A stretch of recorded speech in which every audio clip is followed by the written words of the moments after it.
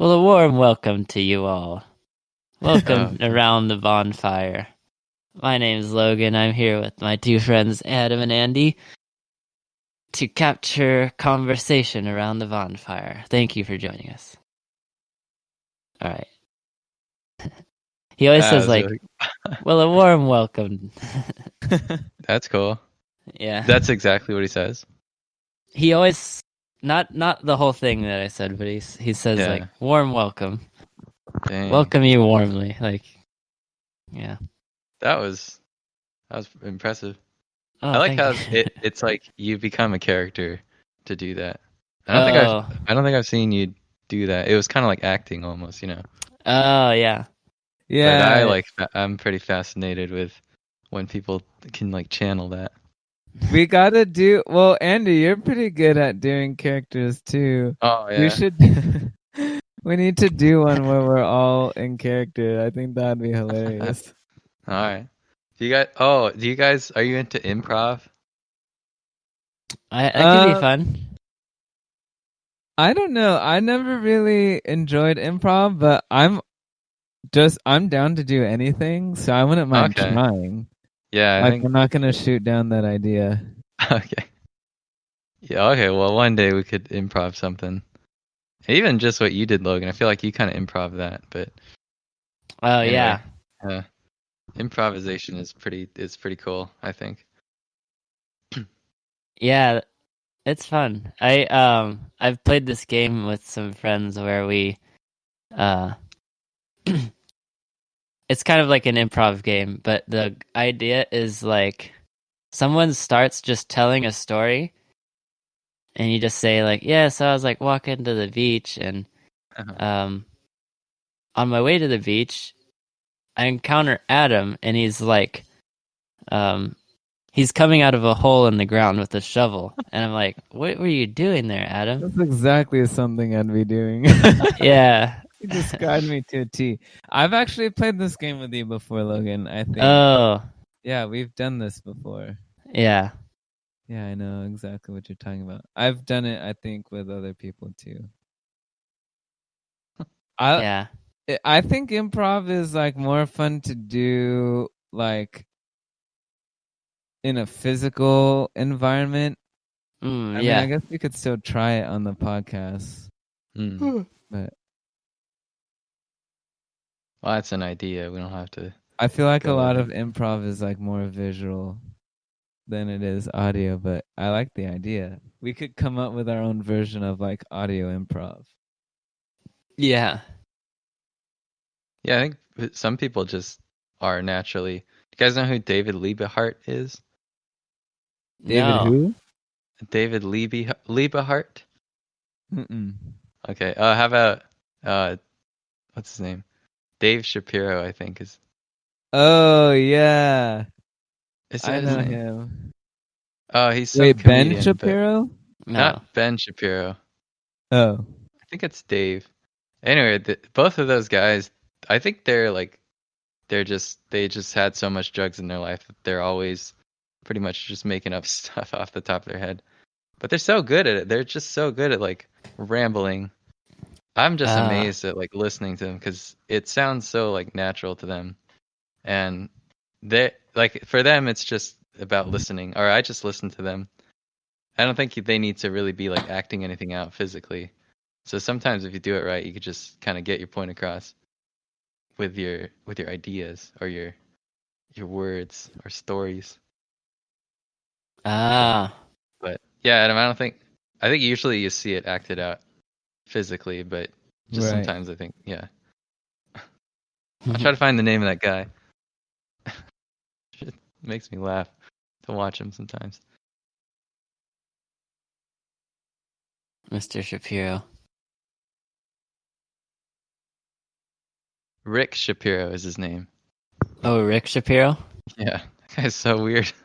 But I like it though. I mean, he's good at being weird, I guess. Or like his outlet? What is he like is he on what medium is he on? I see him a lot in TV shows. Well, he's a comic, so he'll do like stand-up acts and stuff. Oh, that makes sense. but I've seen him in like some TV shows, and they just cast him as a character to just be like a crazy, I guess, homeless guy. I don't think he's always homeless, but just like that archetype, like a crazy guy. Just I said. think I've seen this guy before. Anyway, though, I think he's a pretty good improviser, and I don't even know if he's doing that improvising. But anyway, sorry to get off topic, but no, that's yeah. Did you have some ideas you wanted to cover? oh, we were talking about earlier. We said frustration, how to overcome like frustration when learning something new. So yeah, when I brought that up, what did that bring to mind for you, Andy? Actually, here, I'll just play back a little bit of what we were discussing before. I appreciate your guys' attitude, to be honest. You guys don't get too annoyed. Well, like, I can't sense that you guys are getting really impatient. I can sense that you guys like want to make it work, so that's cool. Yeah. I'm getting like I was when Adam was talking for like 5 minutes earlier, and I was hearing the whole thing in a really bad way. I was getting so frustrated. Oh man. It's like I just had to remember, like, we gotta learn this. You can't let your frustration get the best of you. That's good. Yeah, I think you've recovered from that. It sounds like it. Yeah. So. I mean, I'm curious about that with you, Andy. Like, how often do you experience like frustration with learning things? That's like, I kind of want to like leave that for an actual podcast because that was one of the things I was going to talk to you guys about. That's true. The short answer is yeah. I think I do have a bit of a problem with that, and yeah, it's kind of hard to know. That's something that's kind of hard to get better at. I think it's not something you can like, practice all the time. So that's just a short, but yeah, I'd like to get into that again. I don't know. Let's talk about that. Yeah. Oh, okay. When we're podcasting. Yeah. So I was thinking, more broad, like frustration in general. Okay. But yeah, we could narrow it down to. I think we're good at like narrowing it down to something specific, and then. Well, let's start general and work our way down. What came to mind specifically when frustration came up, and then we could go from there. General? Are we going general or specific? I just want to know when Logan brought up frustration, and you're like, "Oh, I'm like curious that you brought that up. I'd like to talk about that." What were you thinking of saying? Like, what came to your mind when Logan brought up the subject? Like, what were your initial thoughts? Yeah, specifically like general. Specifically, what were the general thoughts? Yeah, in general. That came into your mind. Generally speaking, in a specific manner, what were your specific general thoughts? Oh my god. Generally, specifically speaking.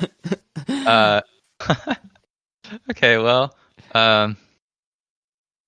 okay, let's just say I think I have a little bit of a problem with dealing with frustration when it comes to interactions with people, I guess.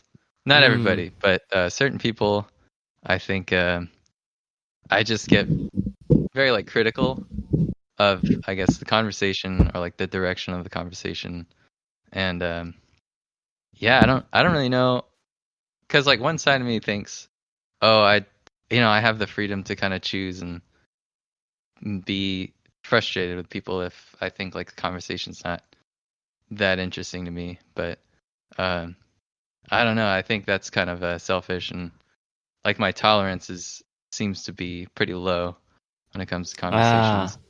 So the only reason why I think that's so the only reason I think that's a problem is it's like, let's just say I ever have a family or something, and then I start having those like feelings with like my children or like my spouse or something. I think if you don't train yourself to be more tolerant, that kind of stuff, that's when that could become a problem. So that was specifically what came to mind, because that was something I was thinking about recently. Yeah. But the broader idea, I guess, is like, I guess two things is like, how do you know, or how do you know where your like tolerance should be, and then how, once you know that, is like, how do you deal with it? So that second part is like more of what I think we were going to talk about. But I bring up the first one because, like, well, that is something I wanted to get off my chest for a while, and it was the specific answer to what you guys were asking. So. Oh. Yeah, no, I like that. You bring a lot of interesting ideas. I like how kind of introspective you are, and those questions are more like self-directed. It's not like, how can other people change to have more meaningful conversations? You were saying more like, how could I change myself to tolerate that and not choose not to be frustrated with other people. And I thought that was cool how you were bringing up, like, in the future, when you have a future spouse and when you have children eventually, when that all comes, and it's like, yeah, there's definitely going to be times where your fuse is going to be really short, and you're going to need to train yourself how to deal with your kids, or how to have a loving conversation with your spouse without getting frustrated with her. And that's cool that you're just asking those questions of, how could I make myself better, not how do others need to change? Because I think it's frustration and anger is an interesting thing, because it's all about improving yourself. That's all something that happens in your mind, and you could choose not to be frustrated. You could choose not to be angry. You could choose to have a better attitude and choose to, I don't know, calm down in those situations and not let your frustrations get to you. But just like any skill, that's definitely a hard skill to learn and acquire, and it takes practice over time. I think there are definitely tools out there you could use to keep reminding yourself to, like, calm down, try not to, I don't know, take the situation too personally and let it upset you. I was reading this one article one time that was talking about how, like, being angry works and frustration works, and there's a certain area of your brain, well, there's two areas in your brain specifically that have to deal with this concept, and I believe it's your amygdala and your it's something cortex. I'm blanking on the words right now. But it has something to do, or maybe it's your pituitary gland. I can't remember. I would actually have to review the actual science behind this. So for everyone listening, do not quote me on this. But there's a certain part of your brain that fires faster than the other part of your brain that deals with logic. And the part of your brain that fires quicker responses, that fires quicker synapses, is the same part of your brain that deals with frustration and anger. And so if you were to look at a time spectrum of what's going on in your brain, the synapse that fires the anger and frustration occurs milliseconds before the synapse where logic comes from. And so that's why when we're angry, just all sense of just common sense just goes out the window, and when we're angry we kind of lose that logic. And so if you train yourself to stop, hold your tongue for a bit, and process your thoughts before you respond to whatever conversation you're having in the moment, that helps. You'll still feel the feelings of frustration, but the reaction of you being frustrated isn't going to affect those around you. So it's more about how can I deal with my frustrations in a way that doesn't affect other people. I don't think there is an actual way to just not be frustrated, because that's just a part of being human. Maybe there's exercises you could do to increase your tolerance a frustration or anger or whatever, kind of like how you're saying. And I'm sure there is. I mean, I'm not a psychologist, so I don't know all the like studies and all the ins and outs of how frustration and anger work inside the brain. But I'm sure there's definitely training exercises you could do to help that. But I just don't think there's a way to just completely diminish frustration altogether. That's just a part of human nature. Right. Yeah. Okay. Well, so you personally, I wouldn't say you're someone who gets frustrated easily, or at least maybe I haven't angered you. Maybe that's why. Yeah. Huh. Is that That's true, kind Adam? of interesting. That you're using me as an example against myself. Cause I think you're right in a sense. Like I don't really get frustrated that often. Maybe cause I know I do get frustrated. I feel like I do, but I know that I don't think I've ever gotten frustrated like with you guys. And I think too, like if I were to get frustrated with either of you or just people in general, for anyone out there listening, when I get frustrated, I try my best not to show that frustration because I think personally, I just don't like making other people feel awkward. And so like I will, no matter what the situation is, I will do my best to not make other people feel awkward. And I feel like if I were to get frustrated with someone and show that anger or show that frustration, it would just make me feel uncomfortable how people would react to that. And I don't like when other people are uncomfortable around me because that makes me uncomfortable. And so I just consciously try not to show it. But I think you're right, Andy. There is a part of me that I don't think I get frustrated that easily already. But I know that I've been frustrated. Maybe with like technology.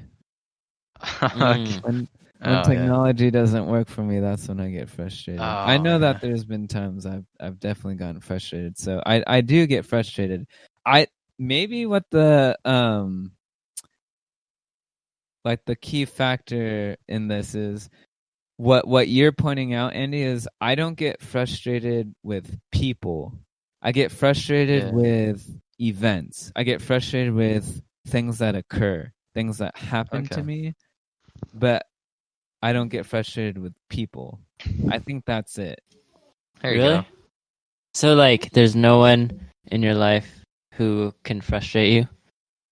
And what's the closest thing to that, Adam?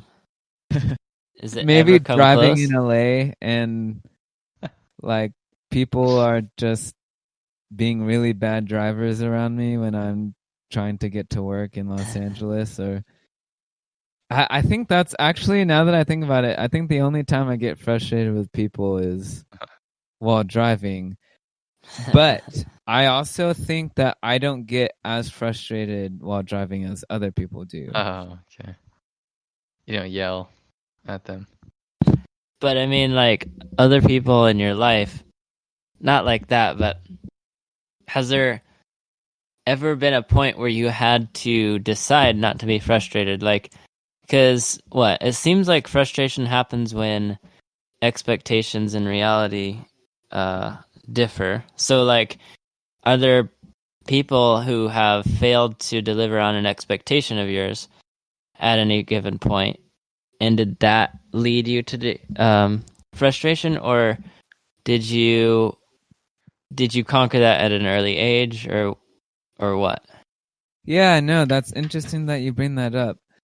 Yeah, I wouldn't say my reaction when people, I don't know, when I have unmet expectations, I don't think it's frustration that I feel. I think it's just like disappointment, but I try not to like. I actually need time to actually think about this. That's actually a tough question. Yeah, take all the. I'm okay with you thinking about it. You kind of talk. Well, oh man, because I don't want to talk, because then you might, I'll distract you from your thoughts. But I'll wait. Well, while I'm pondering, what are your thoughts, Logan? Okay, there you go. Yeah, frustration with people. It's a good one. Yeah, it is. This is like a big topic. If you think about it, it's like your entire life. I feel like frustration has happened so much in our lives, and I've been to so many different points with how I deal with it and how I manage my expectations. And I think like in high school, I started to kind of realize that I would become really frustrated with people when I would have expectations of them and then they wouldn't be met. Like one of them, like the most obvious one that like started in high school is when like I at the age where I started to enjoy like making plans more, like I was like getting more into that, and people would like flake, things like that. People wouldn't like flaking is the most like simple and like obvious one that I can say like that frustrated me a lot because I think I just expected that when somebody said they would do something or when they said they would be somewhere, it was just true. Like they say it, it's going to happen. So when that was not the case, the frustration from me was just like very high. And so over the years, I had to reevaluate how I like would deal with such situations because I realized that is a fact of life. Like people flake. I mean, over time, I feel like people like have become less flaky and more reliable, but at the same time, there are certain people in my life who are consistently unreliable, and there are others who are consistently reliable. So that's kind of like one thing is like understanding that, just understanding like conversations with my dad would help me sometimes where it's just like, well, so and so, that's just how he is. So, don't expect him to be any different. And, but then also I would just, as I got older, like try to expect less like all the time. Just always not even have expectations for like a day and just let the day unfold how it will. Like I would do my best to like go according to plan sometimes, but if things don't unfold that way, um I wouldn't have expected it, so it was fine either way. Like that's an interesting. Oh, sorry. Do you have I was just gonna say that's like one of the biggest ones was like flaking, and then I kind of realized this whole thing of managing your expectations was a very valuable tool to have because I started applying it in other places too, including like certain like relationships. I remember my most recent relationship, I decided to not expect anything from point zero to point where I am right now. I just expected nothing, and I just kept being my genuine self and let things go the way that they were. And because of that lack of attachment to an expectation, like the lack of an attachment to an outcome, I feel like everything unfolded the way it needed to, and I didn't get in the way of that happening. So, and this relationship has been like a successful one. So, anyway, that's getting more into expectations, but I do feel like expectations and frustration are like intertwined a lot. So, anyway, that's just that's my point there. Yeah, for sure. I definitely agree with you. I think the main factor driving frustration and anger just in general is expectations. And I think it's interesting you touched on how like deciding to lower your expectations kind of helped with that. And kind of funny to say. Maybe I don't get frustrated that easily because naturally my expectations for everyone else are just so low. That's I don't think that's correct. But I do believe that there's definitely a correlation between expectations and frustration. And it's interesting how the two play a role with each other. Yeah. But I don't know. All I have to fall back on is what I said earlier. Like, I don't think I get frustrated with people. I get frustrated with circumstances. I get frustrated with events.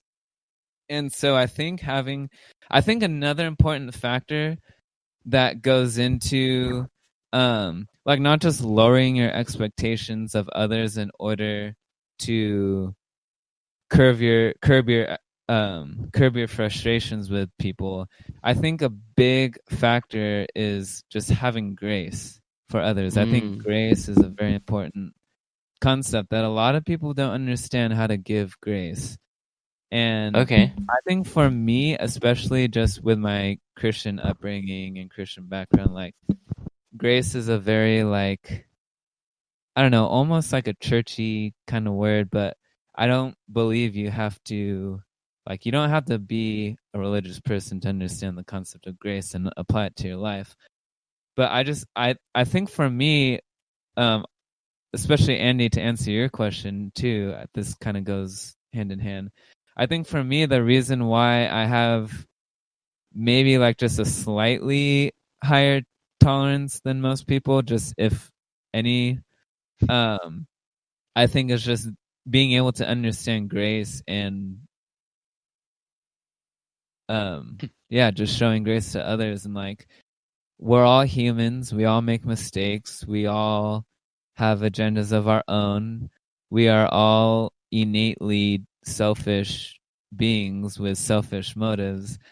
And so I think my ability to not be as frustrated with others, or maybe like have a tolerance of like a frustration tolerance higher than others, isn't because that just my tolerance is actually higher, or that I am able to deal with frustration better than other people necessarily, or like it's not like my expectations of others are so low that it just doesn't bug me. I think the defining factor behind all of that is just being able to have grace for others and understanding like, hey, like maybe that person is just having a really bad day and so they had to flake on me or something, or like, you know, maybe something happened in their life but they're too embarrassed to like give me the real reason why. And you know, if that's a discussion they want to have later, I'll let them have that. But right now something else is going on in their life where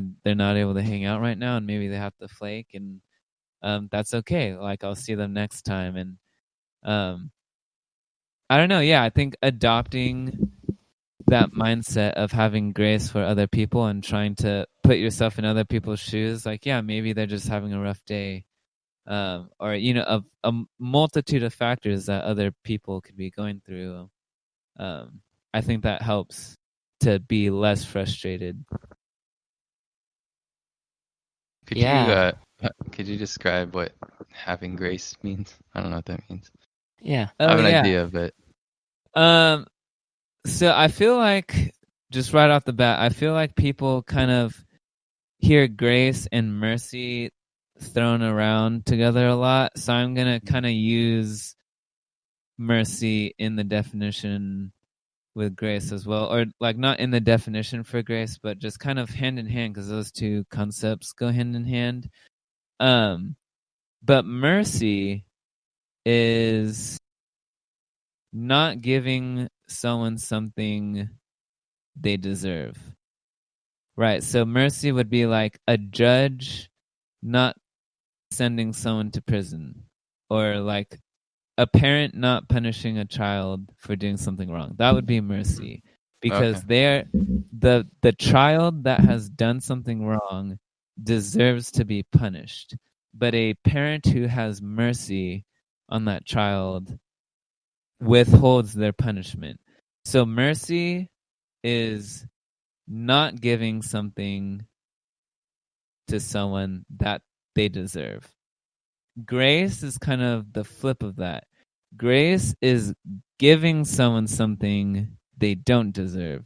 So, for example, say I'm a parent and my child just does nothing. They're just breathing. They're not like doing anything special. They're just going through their day, playing with their toys, playing on their video games or whatever, running around in the yard. Nothing abnormal, nothing great is happening. Like they haven't earned anything new. They haven't earned anything special. They haven't done anything great.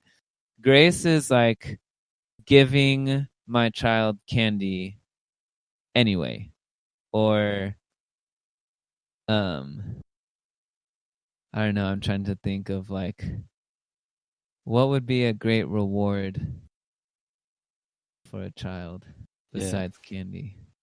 Well, I think like I a trip get it. to Disneyland. Or praise. Okay. Yeah, praise. That works.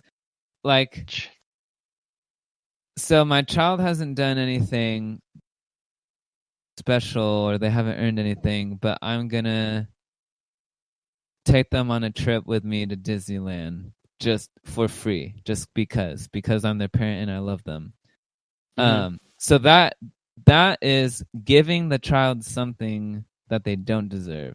So grace is you're giving someone something they don't deserve. Mercy is you're not giving someone something they do deserve. So I don't know if that makes any more sense. Yeah, that makes sense. To you, Andy. And mercy, usually it's like with punishment, right?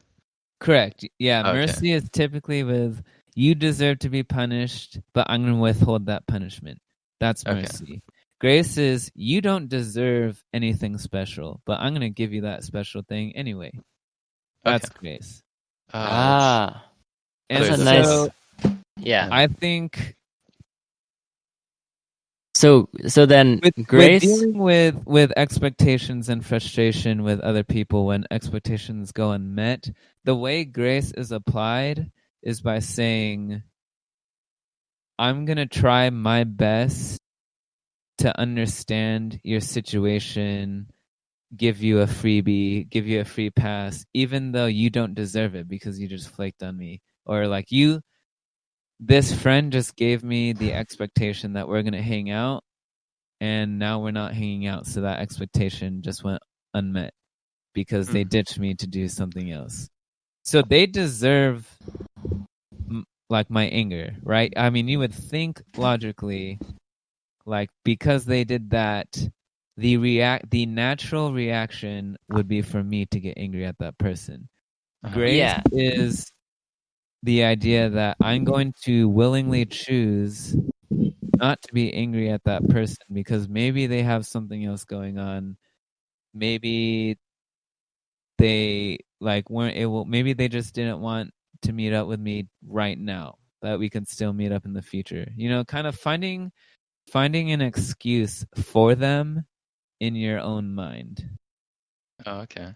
Whether that excuse is the correct one or not, but just trying to see things from their point of view, put yourself in their shoes and think like, yeah, my natural reaction would be to get angry at them, but I know if I were them, I wouldn't want someone to be angry at me, and so I'm just gonna let that go. Let that fly away into the wind. That's grace. Okay. That's okay. I would have thought like grace would be, well, I don't know if that's forgiveness, if that's going to that step. Yeah, I think they could kind of go hand in hand. Okay. Because to me, I think like to forgive them, you'd have to tell them, you'd have to go up to them and like declare that you're forgiving them or whatever. Right. So so forgiveness is an action, right? You have to do forgiveness. Grace is, I feel like, more of a mindset. Yeah. Well, so it's like a more passive action, I guess. Grace is a more passive action because you're still doing something. You're giving someone grace, but that's not going to be something they feel. They're going to feel the lack of anger or the absence of anger. and you giving them grace is going to achieve that. But forgiveness is you're taking a more active role in saying like, hey, I want you to be aware that you hurt me by these unmet expectations, but I want you to know that I forgive you. So I feel like forgiveness is a more active role in that manner than grace. Were you going to say something? They do go hand in hand. There's a correlation between the two. Oh, not really. Okay. Yeah. Yeah, you look like you did. This is interesting though. Yeah, like it's like grace implies action and mercy implies inaction. Like mercy is withhold, grace is take action. Yeah. Oh, yeah. And then forgiveness is also. So then we were adding like forgiveness in there. Yeah. Which would be the take action. So like, I guess I'm thinking you could, let's say you have like some kind of incident with a person that you've been frustrated with or even wronged with or something. Yeah. And I guess you could take the approach of being real angry, and that's kind of showing no grace, I think. Being real angry and then maybe expressing that to them or to other people. Mm-hmm. But then I think there's like just what Adam was saying, being graceful or gracious. Yeah, gracious. Being gracious. Yeah, graceful is like oh, okay. movement. Oh, okay, then I guess he could be that too, but at least gracious. And if you stop there, I think that's you just rationalize it through grace, and you can stop there and just kind of leave that person, leave them alone, like forget about them. But then the last option you could do is the forgiveness option. And to me, I see that as like you forgive them, and then you carry on your friendship with them like nothing ever happened. So, yeah, I think the forgiveness part, doing the forgiveness, that's something that I don't think I know how to do. So maybe it's, I would say, yeah, grace is actually a new concept for me, or maybe the word at least, but that's not really a concept that I think about too much. So yeah. It's maybe my first step, but forgiveness, that's another one that's tough. But I was thinking like those kind of things are hard to practice because, I mean, if your life's going well, then you wouldn't ever have a need to practice forgiveness. Ideally, ideally speaking. Yeah. What about mercy? Oh yeah, I don't know that. I think you got to be in like a position of power to deal with mercy a lot. I don't think I've been too much. I remember one time you told me a story that I thought was really funny. Oh no, what is this? What is this story? I think it's appropriate for airing, but it's like you were working on a group project that you put in a lot of work into, and your teammates kept failing you. They kept like showing up late or not doing their job in college. Okay. And you like decided to punish them by turning it in late. So even though the assignment was like very well done, you were willing to take the hit on the score just so that they would take the hit on their score. And I thought that was amazing. I think I remember that story. Oh yeah. Yeah. I'm wondering how that fits into this. Didn't you do that? I guess I did. Yes, I did turn in some projects late. That totally happened. How does it fit? Oh. I thought you told me it was like your what was it? What was the course where it's about the not the compiler, but what's the other part? Assembler? Yeah, I remember you one. did really well on it, and your teacher ended up giving you 100%. Oh yeah. And he gave you like some really good kudos because you ended up doing like a really good job. Yeah, I do remember. Okay, so that was the one. Yeah. I the day of too, I was like, he was passing back the papers, and I told my team like, hey, when they call our name, you got to go pick it up. And they called us. I heard it, but I didn't want to go because I was like, you guys have to do something for once. And Yeah. they didn't hear it. They were like, what? What's going on? So I was like, oh my gosh. And I went and got it. The teacher said, this was so good, I took the late penalty off. And I Yeah. just kind of stood there thinking of something to say, but I was like, oh, okay, thanks. And then I just went, sat down. But yeah, that was not to throw anyone under the bus. That was Yeah, my well, team. so you just experienced grace then from your professor. So you Oh, yeah, that's true. deserved a penalty for turning it in late, but your professor was like, because I guess it's kind of conditional, but I'm gonna ignore that. Like Okay. because it was good, your professor decided, like there should be a penalty for turning it in late, but I'm gonna withhold that. Oh, sorry, mercy. Did I say grace? Yeah, I think I don't remember, but yeah, mercy is the. Yeah, I meant to say mercy. You I experienced see. Okay. So that would be a concept of mercy. Yeah. Like you deserved a penalty for turning it in late, but then that penalty was withheld from you, so you didn't have to observe that penalty. That was a merciful thing for him. Yes. Yeah. Okay. But that. Yeah. Oh, sorry. Yeah. I just wanted to, if I remember that story correctly, you intentionally turned it in late because you wanted them to receive the penalty. I thought. Yeah, honestly, it sounds like something I do. Yeah. So. And that was hilarious to me because you actually put in the effort to get 100, but you were willing to take the hit so that they would too. I thought that was hilarious. Yeah. I know. But I was like thinking, is that lacking mercy there? Like, because they deserve the penalty. And so you kind of made sure they got that penalty. Yeah. Oh, so that's a lack. Okay, yeah. I see. So if you turned it on time and everyone got a good grade on it, that would have been grace. Because they didn't deserve a good grade at all. Because they did nothing, right? They did absolutely nothing except breathe and stay alive. Well, okay. They maintained their existence, so they didn't deserve anything.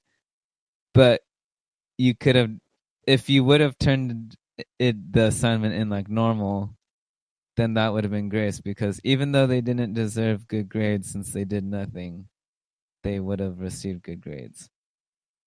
I see. So that would have been grace. But there was a slight absence of grace there. Well, yeah, slight being the. Okay. So yeah, I guess that could be one instance. And yeah, I guess that was.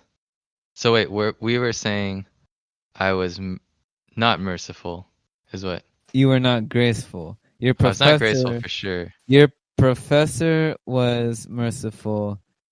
You were not gracious. Right. Oh, and that was the other thing is like, that's him being gracious. Yeah, that's him being gracious. So that's me receiving grace. And I think I'm like, I've been doing that enough to know how that feels. I don't even know if I could say that, but giving grace is the other half of it. And I think that's maybe specifically what I meant with I don't have too much experience doing that. Because I guess I think of a lot of stuff as being able to do receiving and giving as like two separate skills.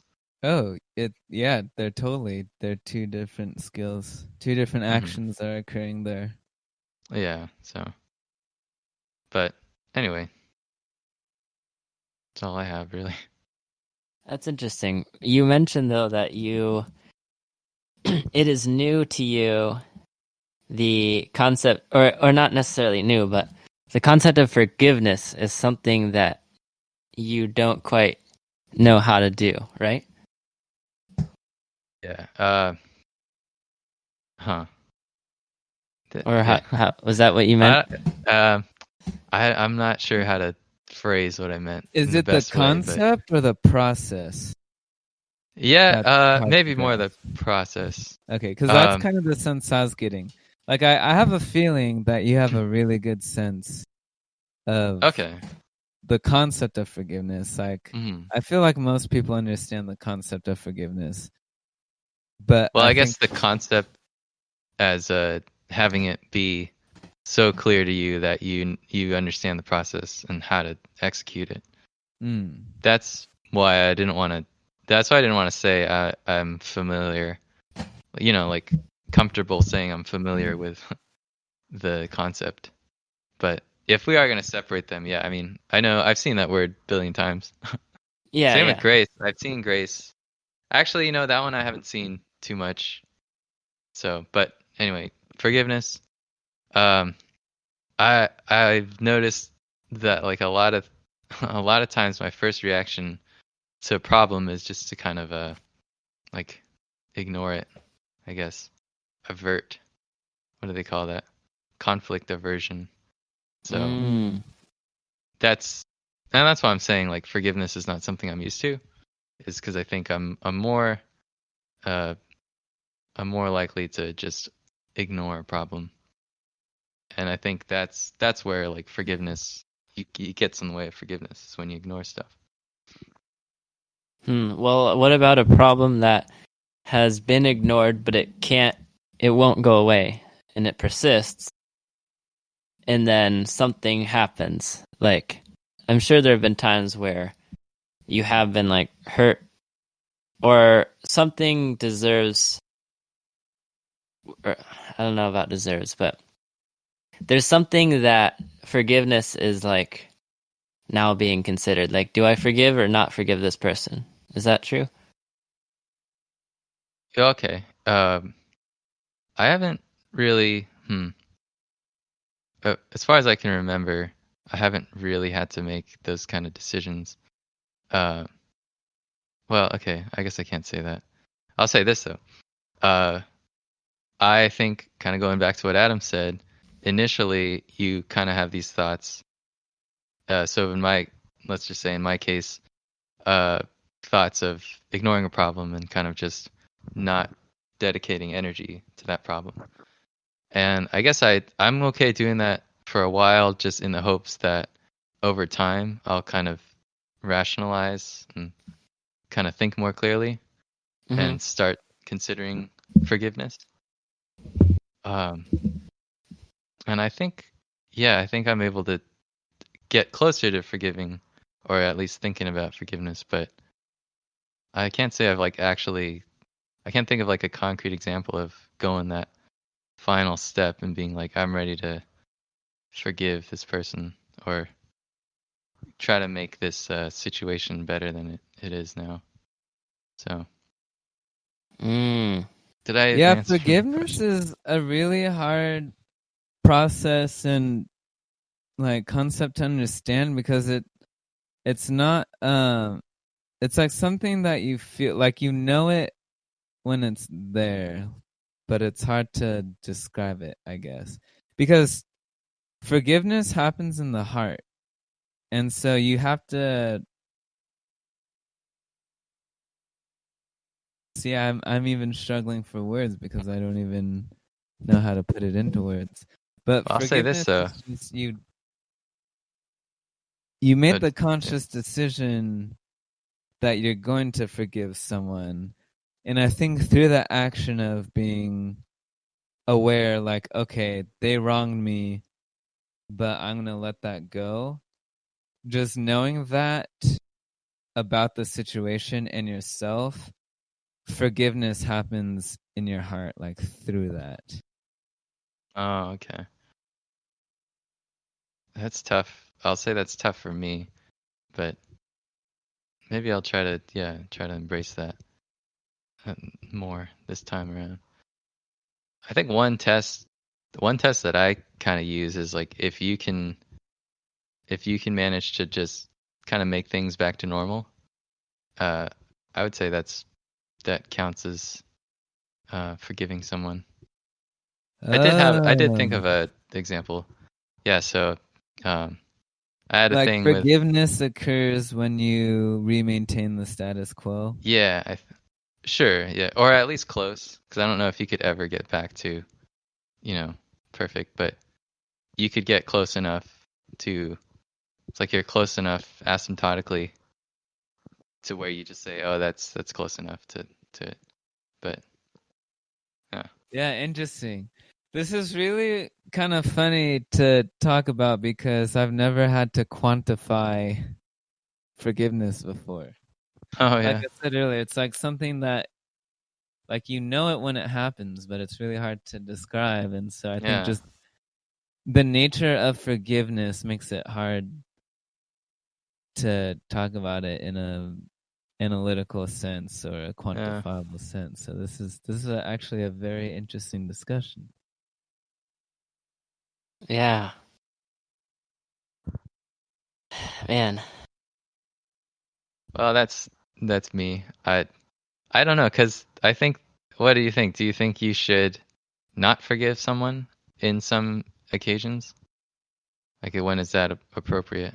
I mean, I'll agree that there are many situations where it will be exponentially harder to forgive someone than other situations may require of you. But I definitely think it is possible to forgive in every single situation. Wow, okay. It's just sometimes it's harder. And I think time factors into the equation of forgiveness as well. There's going to be some situations where forgiveness could happen right away, just right off the bat. And you could look at yourself, look at the person in conflict in your situation and be like, yeah, I could forgive that and I could forgive them for doing that.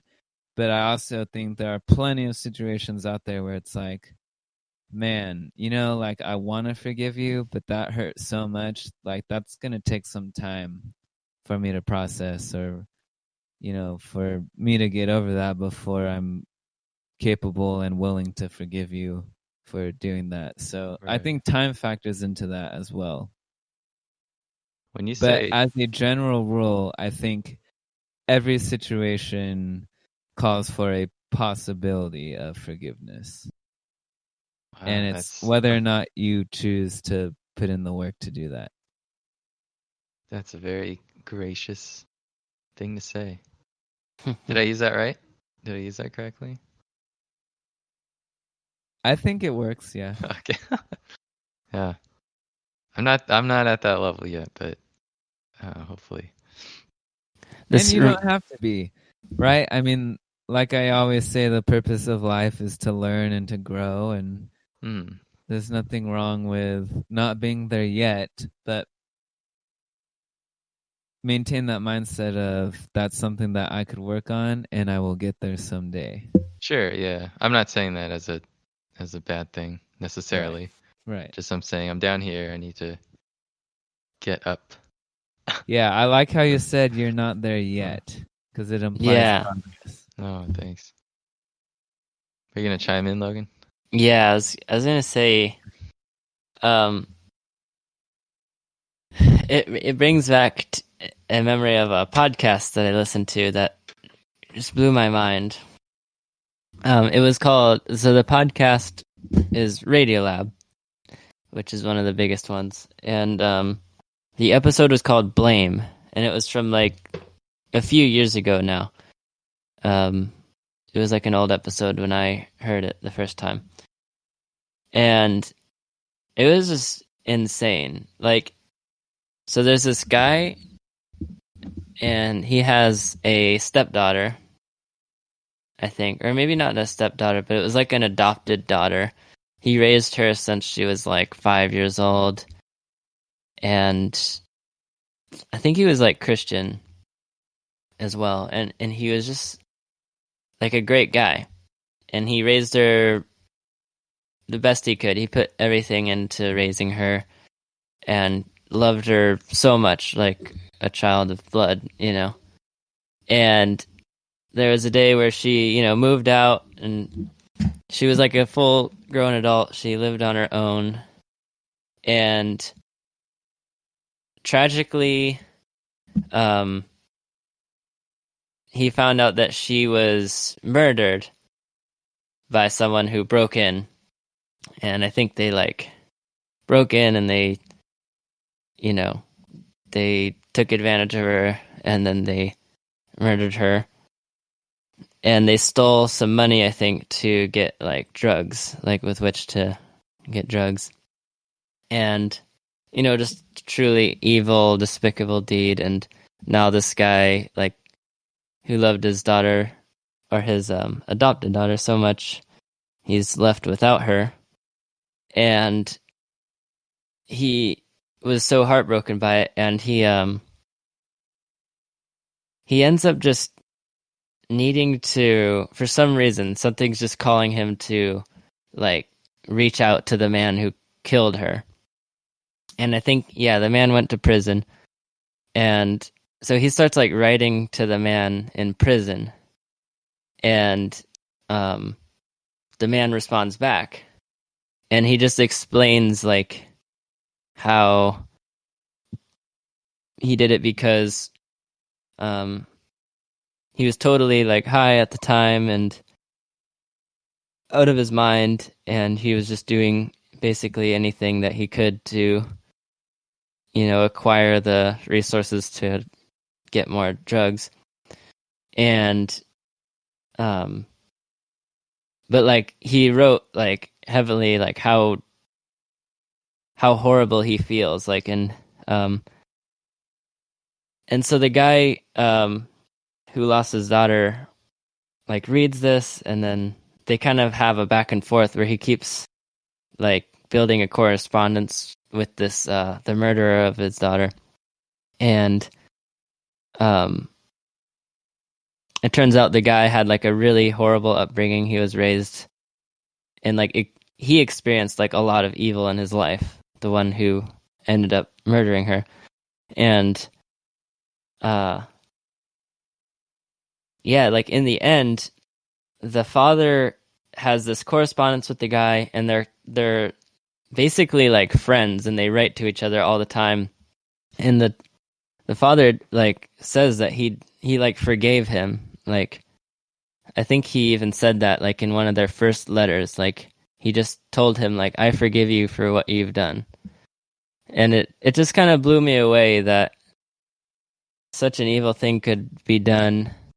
That's something that a lot of people would say, like, I would never forgive someone for doing that. And he not only forgave them, but he, like, maybe even had the grace to become his friend and keep, having this exchange back and forth, and having the willingness to empathize with him and all that. That's just what this conversation has reminded me of that story. Yeah, I think that story perfectly exemplifies grace. Yeah. I think that's such a beautiful example of what grace is, the power that grace can have, and just how grace can move in other people's lives and what it's capable of achieving. I think that's an incredible story. And it illustrates grace really, really well. That was a great example of it. Thanks for sharing that. Yeah. That sounds like that was a true story. It was, yeah. Like they were interviewing the man who lost his daughter. Oh. Yeah. Okay. What does that bring to mind for you, Andy? Like, would you be able to forgive in that situation, or what would happen? That's hard to say. Well, a lot of like what I'm thinking right now is like, how do I word it? Sure. I'll say I'll at least try, and I think I just take a lot longer to even start thinking about forgiveness. Yeah. But yeah, part of it's like what do I have I think this is where I have the issue is like I'm always thinking, what do I have to gain by forgiving this person? It wouldn't change the fact that, my daughter would be murdered, still be murdered. Mm-hmm. But also like, I think I'll say I'm not someone who wants like revenge or anything or vengeance. So I think I'm okay with that. But then just leaving it alone as it is now, I think that's usually where I stop, or at least stay for a long time, just to kind of process it. But that's kind of my thing is like, it could lead to me being hurt more. Like that guy could be a jerk and be like, "Oh yeah, I murdered your daughter and I enjoyed it. She was like whatever and whatever." So, like that's always a thing I have in the back of my head is like this could just open up the wound even more. So yeah, and I think that's the beauty of grace and forgiveness is it is truly and 100% a selfless act. Earlier you were saying like, what do I have to gain by forgiving someone? And like ultimately the answer is like nothing except perhaps just like the gratification of knowing you mended a hole within yourself. There's a really cool quote about forgiveness, and I don't know who said it and I can't recite it now, but the concept behind the quote was that like not being able to forgive someone is a burden that only you carry. Like they don't feel, the other person doesn't feel your inability to forgive, so there's nothing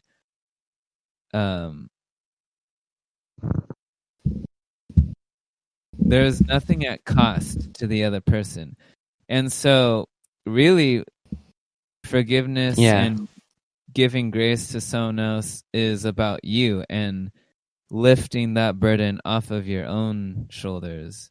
And really, like and you're correct, like maybe they won't reciprocate those feelings or those emotions. Maybe like maybe that guy could have been like, yeah, well, I'm I don't know, I can't remember what you said, like, oh yeah, like I enjoyed murdering your daughter or whatever. The guy could have been a total jerk or not reciprocating in that situation, or just in those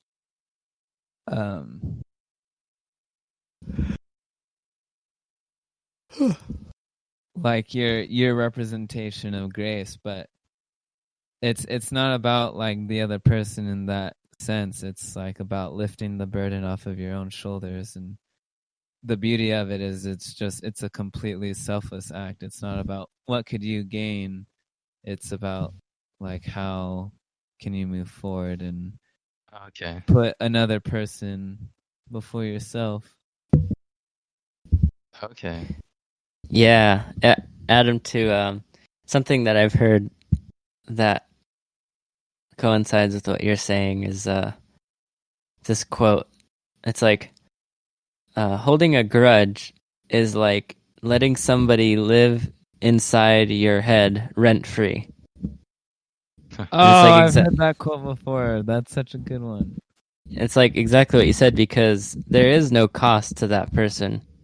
You having this grudge is not costing them anything. It's not costing them the rent, but you are allocating some of your brain real estate to this person because you haven't forgiven them. You're holding the grudge, and it takes away from your own experience.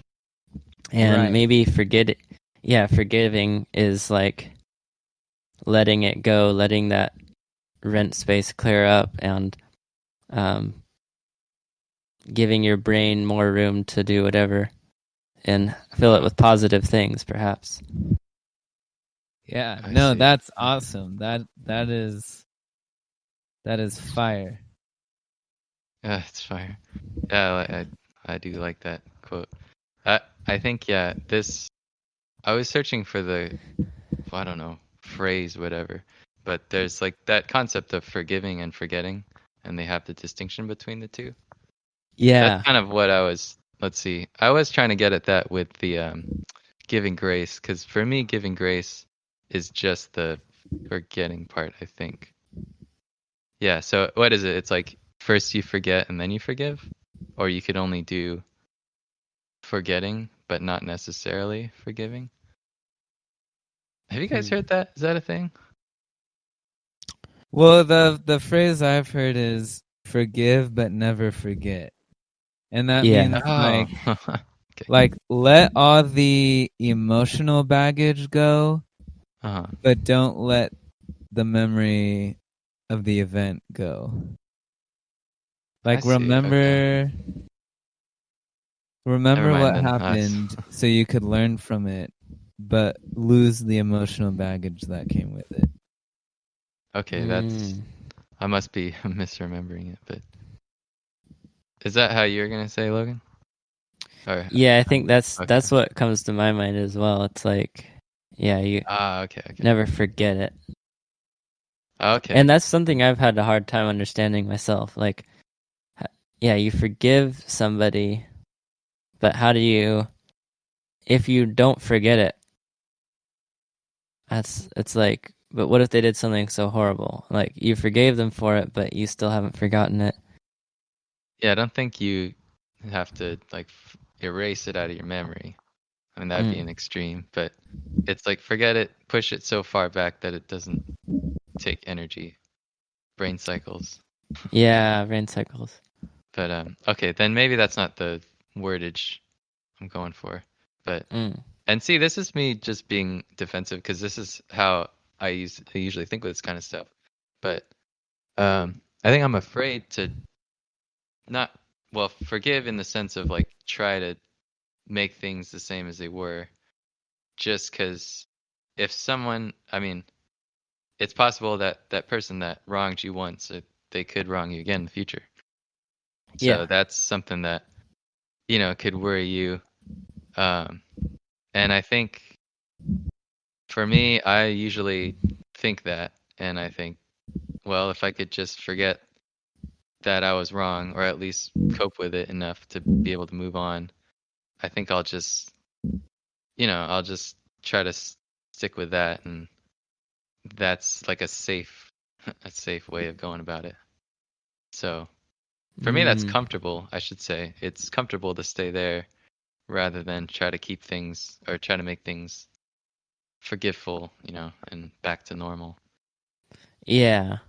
But it's sounding like, what Adam's saying and what this example, the guy who had his daughter murdered, like they're going out of the comfort zone, or they're going that step of forgiving and like acting on that, yeah.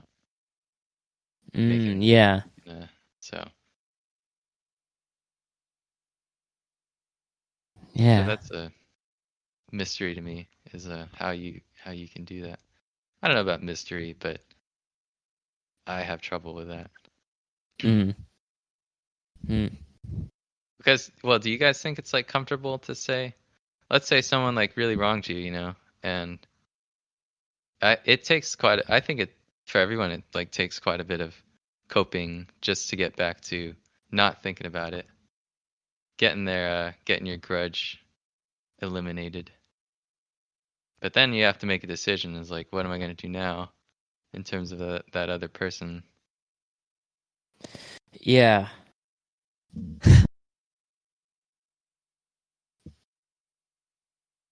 I mean, I definitely think it's hard. Like releasing your grudge from someone else and being able to forgive them and being able to have grace for someone else, that is not an easy thing to do.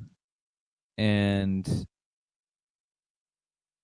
I guess I don't have like a good answer for that, but I do know like that is something that you could learn and acquire over time, and it's going to be hard, and it's definitely not going to come naturally.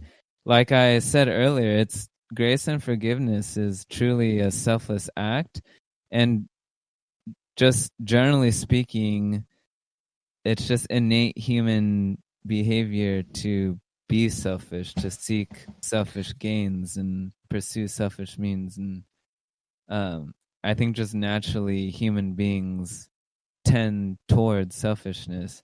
And because forgiveness and grace is such a selfless act, it's something that isn't going to come naturally to us.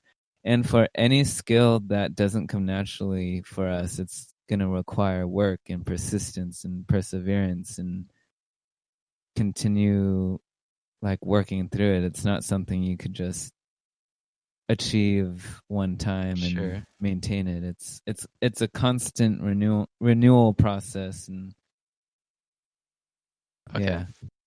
Oh, okay. Well, that's gonna be hard, but worth it. All right. I'm not doubting that, and that's like, yeah, I think that's the reward that you get out of it. But I don't think that always is the case. Would you say that's always the case? I know you're not even always the case, but like realistically, is that like a realistic case? Or well, I'm just thinking like you could do that and it could just end up being more hurt than you've started with. Even though that's selfless, I think you can still hurt yourself through it, or if you're not careful. I think claiming that we might be more hurt afterwards than we already are, I think is a fantasy or an excuse that our brain comes up with to keep us from putting in the work to take that selfless action of being forgiving and gracious. Oh, maybe, yeah. I guarantee you that if you were to take a sample of 1,000 people who have forgiven someone that did something wrong, I bet you if you asked each and every single one of those 1,000 people, they would say, oh yeah, my life is so much better now that I forgive that person. Really? And maybe out of 1,000 there might be 10, 20, maybe even 100, I don't know, out of 1,000 who might be like, yeah, nothing came out of that, or like that went nowhere. But I guarantee you a majority of that 1,000 people sample size will say, oh yeah, my life completely improved by being able to forgive that person and show them grace. And okay, that's good to hear, actually. Yeah, forgiveness is an interesting one, for sure. I'm thinking. Oh. No, go ahead. Okay. Sorry. I was gonna say is I think you do have to approach it with a mindset of selflessness. Yeah. Or at least with the like no expectation kind of going in. I think you're better off. Yeah. It's like sometimes I think I've done thought experiments with it, like, to bring up like a past experience. Like my former partner left me like in 2017, and that was difficult for me. It was like one of my worst like disappointments or whatever, like incidents where expectations didn't meet reality and all that. So I felt a lot of heartache and pain from that for like a long time. And I was always running thought experiments to try to test myself and wonder how far I've recovered. And one of them was like, okay, it was like the first period of my recovery was like, okay, number one goal is to take your mind off of this issue, because the issue and thinking about it is what would cause me like literal pain, physical pain in my body, and as well as emotional pain. But it was like the emotional pain would manifest physical pain as a result of me thinking about what happened. So, I realized how to not think about it. Over a long period of time, meditation was a large part of that.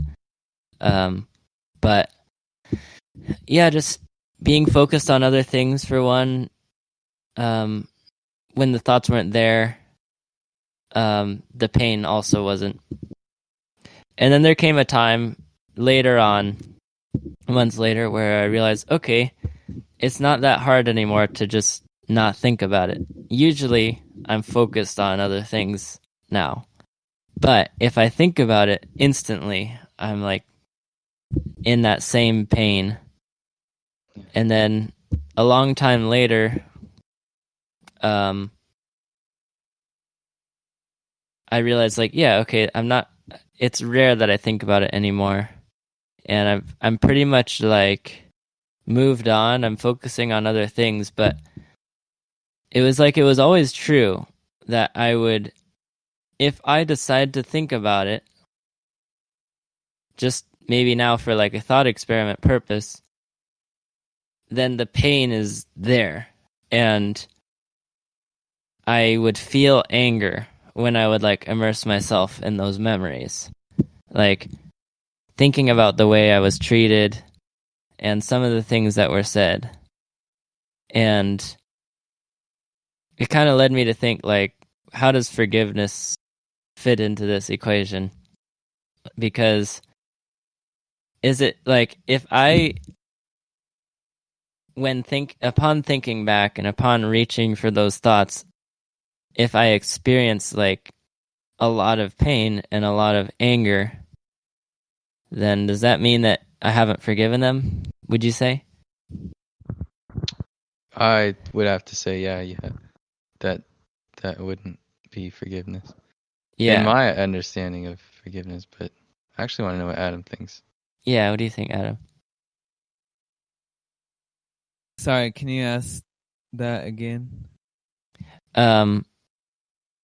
Upon reaching back and thinking about someone and like their actions towards you and the things that were said, if it brings about like anger and frustration, does that mean that you haven't forgiven them? Yeah, that's a very interesting point, because I think just memory in general is going to invoke emotion just naturally. I think there's a part of memory that is connected to whatever part of your brain experiences emotion, and I feel like there's I guess, like I said, I'm not a psychologist, so I don't know a vast amount of knowledge on the subject of how emotion and memory in the brain works. But from my understanding, I get the sense that the two are connected in a significant way. And so I think because of that, it's just natural for emotions to be invoked when a certain memory is recalled. And I don't think that's something we could, I guess, like take the blame for. So yeah, when you like think back to times when someone hurt you and you still feel hurt from those instances, I don't think that the reaction of still feeling the emotional pain and the emotional hurt and maybe even like anger towards that person is a sign that forgiveness necessarily hasn't taken place. I think you know that forgiveness has happened when those emotions of hurt and pain and loss and anger come. When you recall a memory like that, you know that forgiveness happened when you're able to think back on those memories and feel those emotions, but still maintain like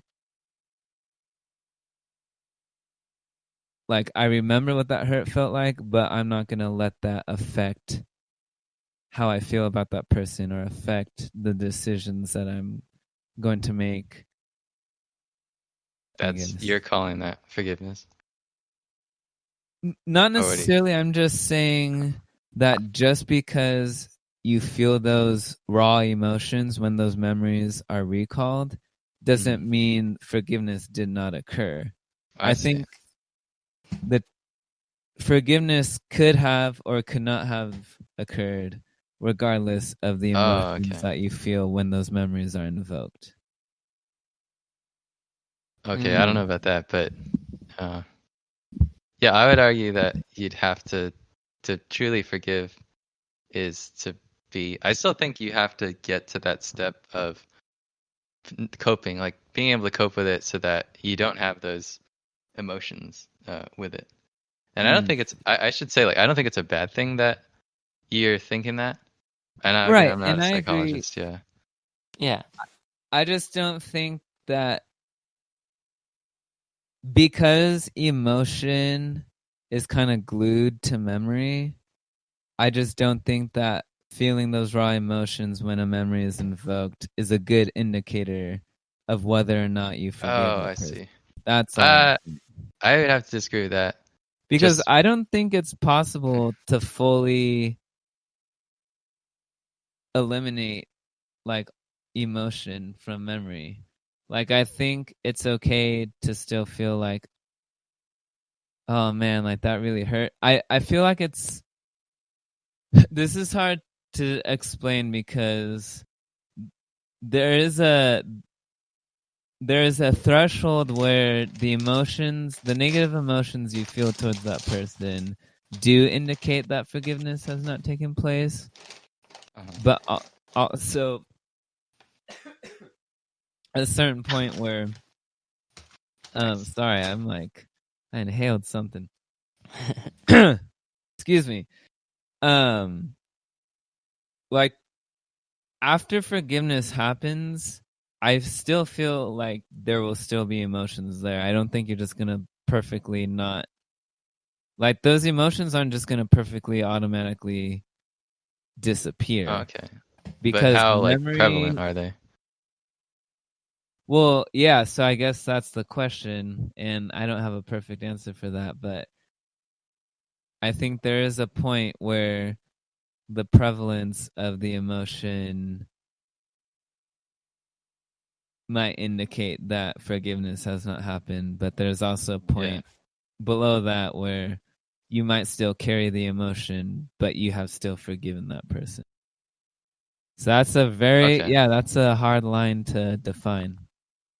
Maybe. I feel like I have evidence of of that actually being, of those two being separate, the emotion and the memory.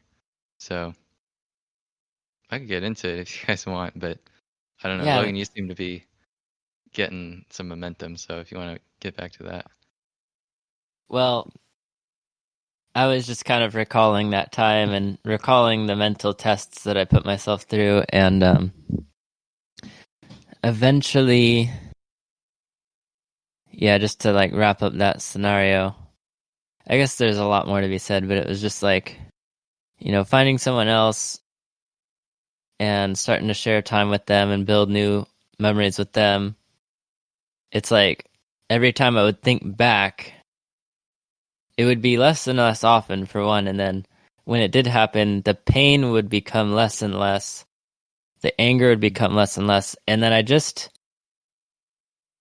grew to accept what happened. Like, I feel like that happened. I could almost probably pinpoint it if I tried, but acceptance occurred at one point. And I feel like that fits into this equation too.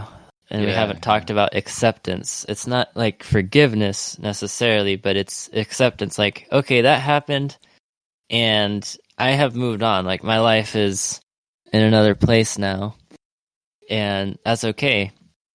And yeah, it's like, I wanted to learn things from what happened.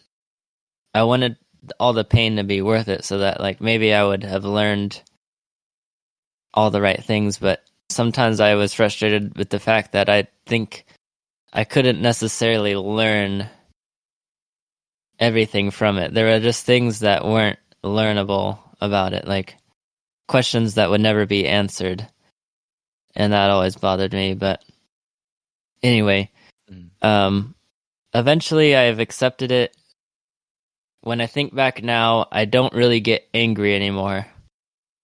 And I don't have negative feelings for my former partner anymore. I don't think. And yeah, like there is a legitimate desire in my brain to want to be friends with her again, which in the past was not true. Like for sure it was like, you can forgive, but you don't have to be friends. Like I'm not interested in that. But now it's like actually there. It's like, yeah, she was a good person and it'd be cool to be friends with her. So it's like something has shifted.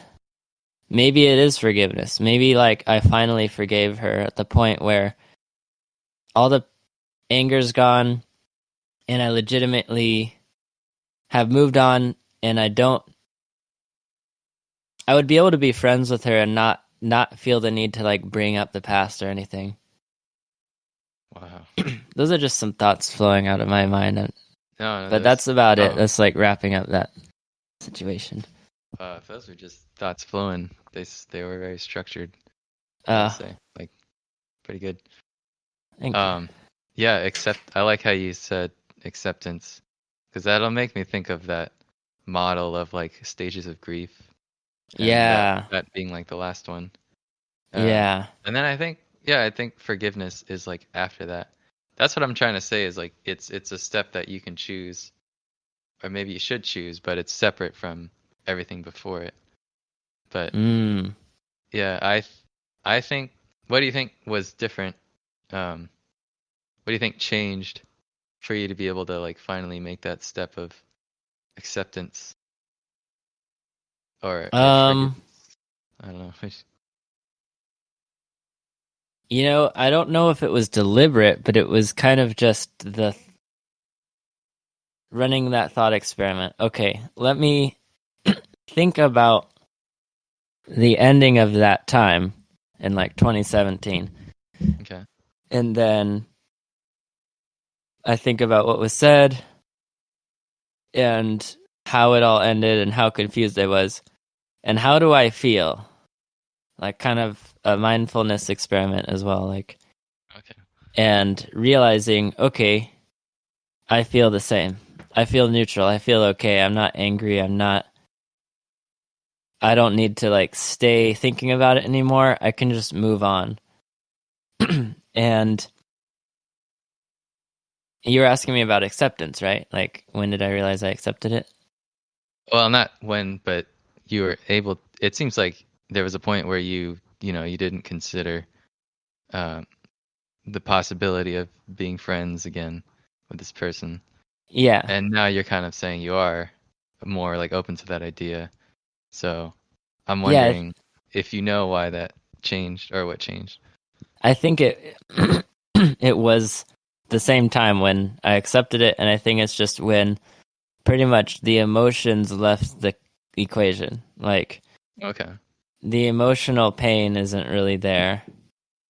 So it's not, it's almost like emotions will cloud your judgment, and that's not clouding my judgment anymore. It's more like, oh yeah, well she was a cool person, and I would be open to a friendship if such a thing were to present itself. Okay. So yeah, emotion, the main thing is the emotion leaving the equation. Yeah. Do you think that was like just a time thing? You just over time? Was it a time thing? I think so. And why is it a time thing? But I think it's a time thing because,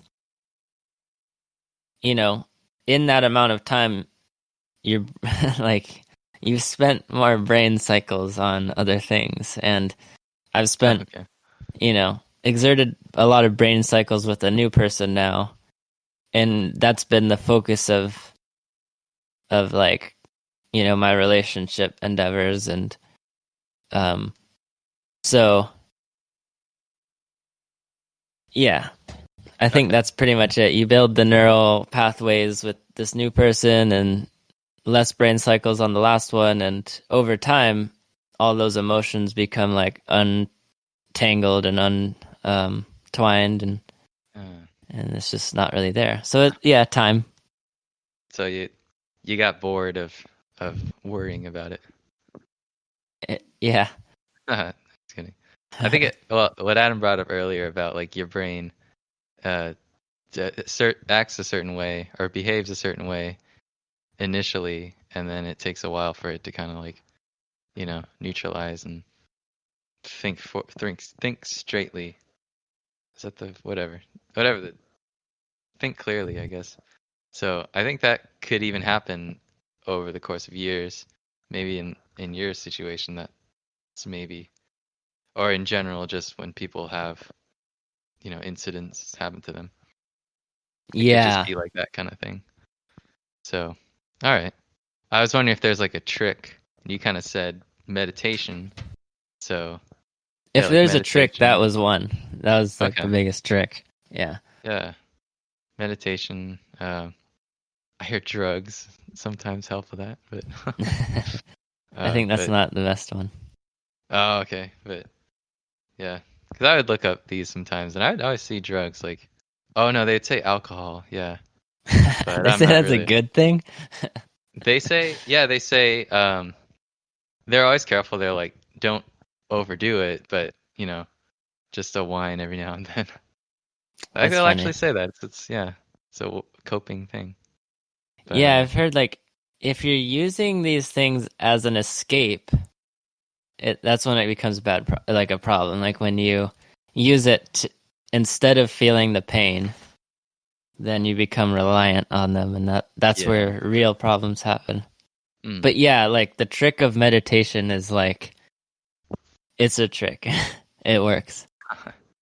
But it takes dedication for sure. Whenever I talk to people about trying it, a lot of people would give up fast. It's almost like someone like wanting to be good at the guitar, and then they give up after like not being able to do a bar chord or something. Like, or when things become like somewhat difficult, it's like, well, I just can't do that, so I guess I can't play guitar. It's like, oh, okay, well, you just gave up. You can play the guitar, and that's the case with meditation. It's a skill like anything, and I definitely was dedicated to learning it. And when I was building that skill, like it severely helped me, or it quite effectively helped me, because the main problem for me was just that this thing won't leave my mind. Like this issue at hand, I cannot stop thinking about it, and my mind's like a tornado of emotion, and there's nothing productive happening, and it's only hurting me.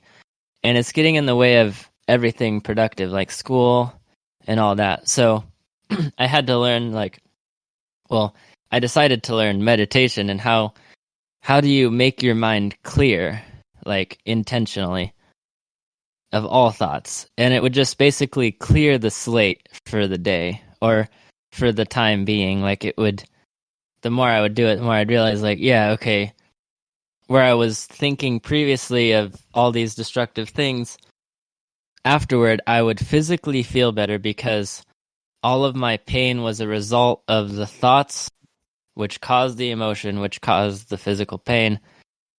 So I physically felt better, and I was able to focus on new things. It's like clearing your RAM, like you have it. Really, I think it pretty much is that. It's like if you just clear your RAM, you close all the applications, and then you just start the next application of focusing on homework or focusing on this project. Wow, that's a good way to put it. Yeah, I'm trying to sell you guys on meditation, or any of the listeners. Like, it's a real effective thing, but it is not like the click of a button. It takes time and effort. Yeah, it's interesting that you bring that up, because there is something to meditation that is very like it resets you, and I like what you said about how it like clears your RAM. I think that's a very good way to describe it.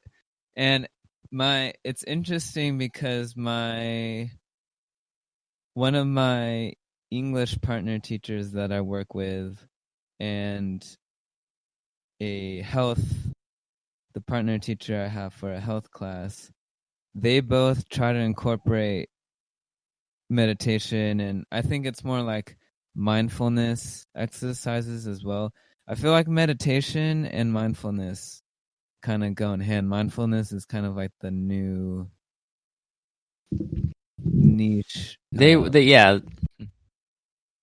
Mindfulness, they are like a separate concept, but they go hand in hand. They are definitely different things. Like their meditation is like being it's like meditation is like the act of clearing your mind. So like that's pretty much what meditation is. And that can also be like meditating on one idea. Like, so therefore you're clearing your mind of everything else except for this one idea. But meditation means like intentionally clearing one's mind. Mindfulness is like being passively aware of what is going on in your mind and your body. So like physically, mentally, emotionally, spiritually. So mindfulness is something you can kind of do more as like a background process throughout the day. Like monitoring like, okay, this guy just cut me off in traffic. Like, how do I feel? What does my heart feel like right now? What does my chest feel like? What does my entire body feel like as a result of this guy cutting me off? And why? Oh, because I feel this way.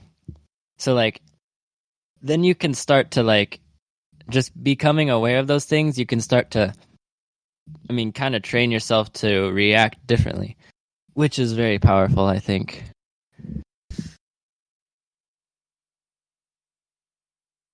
Cool. How do you practice mindfulness? Is there a wrong way to practice that?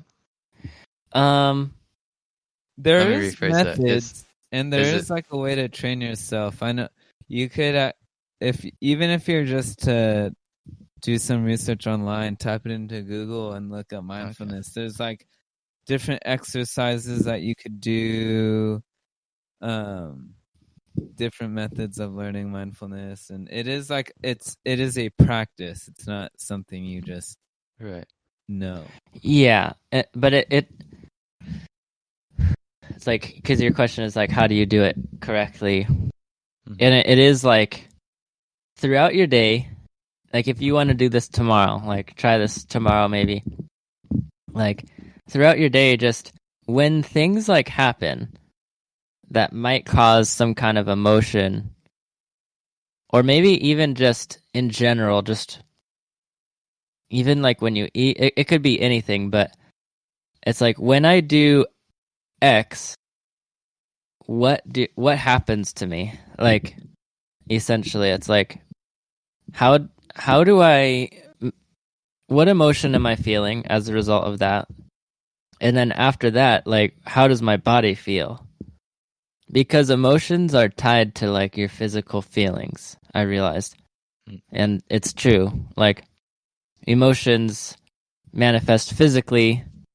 And so one thing, also in that like recovery process from like my former partner, I came to realize how happiness felt literally in me because of the pain that I felt. Like, okay, when I feel pain, I feel like this, it was almost like a tension in my heart, like a real strain going on here. And like all this tension and like, it's just very uncomfortable. And then I realized like when I started to feel happy again, like, whoa, happiness feels like light. Like my body there's no tension at all. I feel totally like at ease, and happiness is like lightness. And that's kind of like mindfulness right there. It's just being aware of what emotions feel like, and then like throughout your day, what things cause what emotions. Like when you're doing a meeting or something, and how does that meeting make you feel, and why does it make you feel that way? Okay. And then, but you don't even really, when you're starting, you don't even really have to analyze why does something make you feel a certain way. The real goal is just being aware of how one thing makes you feel. Okay. Does that make sense? Yeah, I think that makes sense. Yeah. I usually stop at the reacting to, like it sounds like you complain, but then you gotta ask yourself, why are you complaining? When you said the meeting thing, that's what I thought. It's like, yeah, why do I complain? I think I do quite a bit of that. Reflection. But that's why I'm asking, like, what's the correct way to do it? And it sounds like maybe I'm kind of on the right track, but I'm not doing it constantly, is maybe what mindfulness is trying to achieve. Yeah, I don't either. And there are this is where I think meditation and mindfulness can get confused often, is because there is like a practice of mindfulness meditation where the goal there is like to meditate and you clear your mind and you just start asking yourself all these questions about how does this make me feel? How does my heart feel? How did that make me feel today? Like when that occurred. Okay. Yeah. Huh. So. Yeah, I'll go do some research. Yeah, if you're interested in that at all, you can find like guided meditations where you could just put on headphones and like someone who knows what the heck they're doing will just guide you through it and just listen to what they say and like actually go along with their thoughts and their instructions. And yeah, they'll help you with the mindfulness meditation. Cool. Yeah, it's quite a trick. Yeah, I'd say, yeah, it is. Because like they're all the easy tricks. Like I was saying, you could try drugs, you could try alcohol, but then there are these like secret ones that they don't ever list on. You know how they'll have like 7 effective ways to get over a breakup or something. Oh yeah. Yeah, it's like they're the same 10 that you find, and I didn't see meditation on there. Oh crap. But, yeah, the most interesting one was to listen to sad music. That one I think I only saw like it on like 1 or 2 sources, but it's kind of fun to find. Well, it's fun to find music that you think is sad, and then you get to listen to it. But yeah, I've heard that advice too, and I always found it interesting. I've seen that on multiple sources as well. Like it helps to listen to sad music when you're going through sad times. But I think it's the reason that it seems counterintuitive. Like why? Like wouldn't you want to listen to happy music? Oh yeah. When you're sad, and like you would intuitively think that's the logical thing to do is listen to happy music when you're sad, so that way it will bring your mood up. But the reason why listening to sad music actually helps is because when you're going through a sad time, when you're going through a heartbreaking time in your life, it's a very lonely experience because no one is feeling the exact same things you're feeling. And people can be there to try and comfort you and to try to empathize with you. But in all in all, you're the only one feeling those exact specific emotions in relation to the exact specific experience you went through. And so just in itself, those like that time of heartbreak, that time of sadness gives you a very dawning sense of just loneliness, and that's uncomfortable. And listening to sad music helps because it's you're being able to feel sad with another artist who is singing about their sad emotions, and you're able to identify like with them and feel alongside of them, and like, oh man, I'm not the only one in the world feeling this sadness. Like I could relate to exactly what this artist is talking about because I'm feeling the same exact thing. And so it dissolves that sense of loneliness that you feel when you're going through a tough time, and because you're able to relate to that sad music, and being able to dissolve that sense of loneliness is what is helping, if that makes any sense. Interesting. That actually makes sense, but I actually didn't choose music for the lyrics. I usually don't, but I listened to even if it it's was music like that doesn't have lyrics, if you're just listening to instrumental music or orchestral music, sure. that's so how sad. does that? It's still an emotion that you're relating to. How so? Because the music has emotion to it, regardless if there's lyrics or not. Like, I mean, I feel like it's pretty common sense to hear a sad piece of music and like be able to feel like, oh yeah, like that is a sad piece of music. And that's a whole nother topic in itself, is like, why does music that doesn't even have lyrics associated with it, how could those sounds and frequencies mean like, or what's the word I'm looking for? Like create a sense of like sad emotion or happy emotion, or how about invoke? Invoke, yeah. That works. I couldn't think of the exact word, but yeah. Like different types of music can invoke different emotion, and just the fact that that even happens is just crazy. That's a whole nother topic in itself, of like, why are these what I was frequencies of vibration coursing through the atmosphere and being interpreted by my ears and my brain? Like, how is that incurring a sense of sadness or a sense of happiness? But it happens and people are aware of it. And so I think like you can't explain why a song sounds sad, but you know when a song sounds sad or when a song sounds happy. Okay. And it's like there might be slight variations between every individual, but that sense of the emotion within a musical piece is still present. Man, my mindfulness is like kicking in and telling me that our I want to know. I want to see this process in action. Oh, that our tangents tonight are like incredibly long.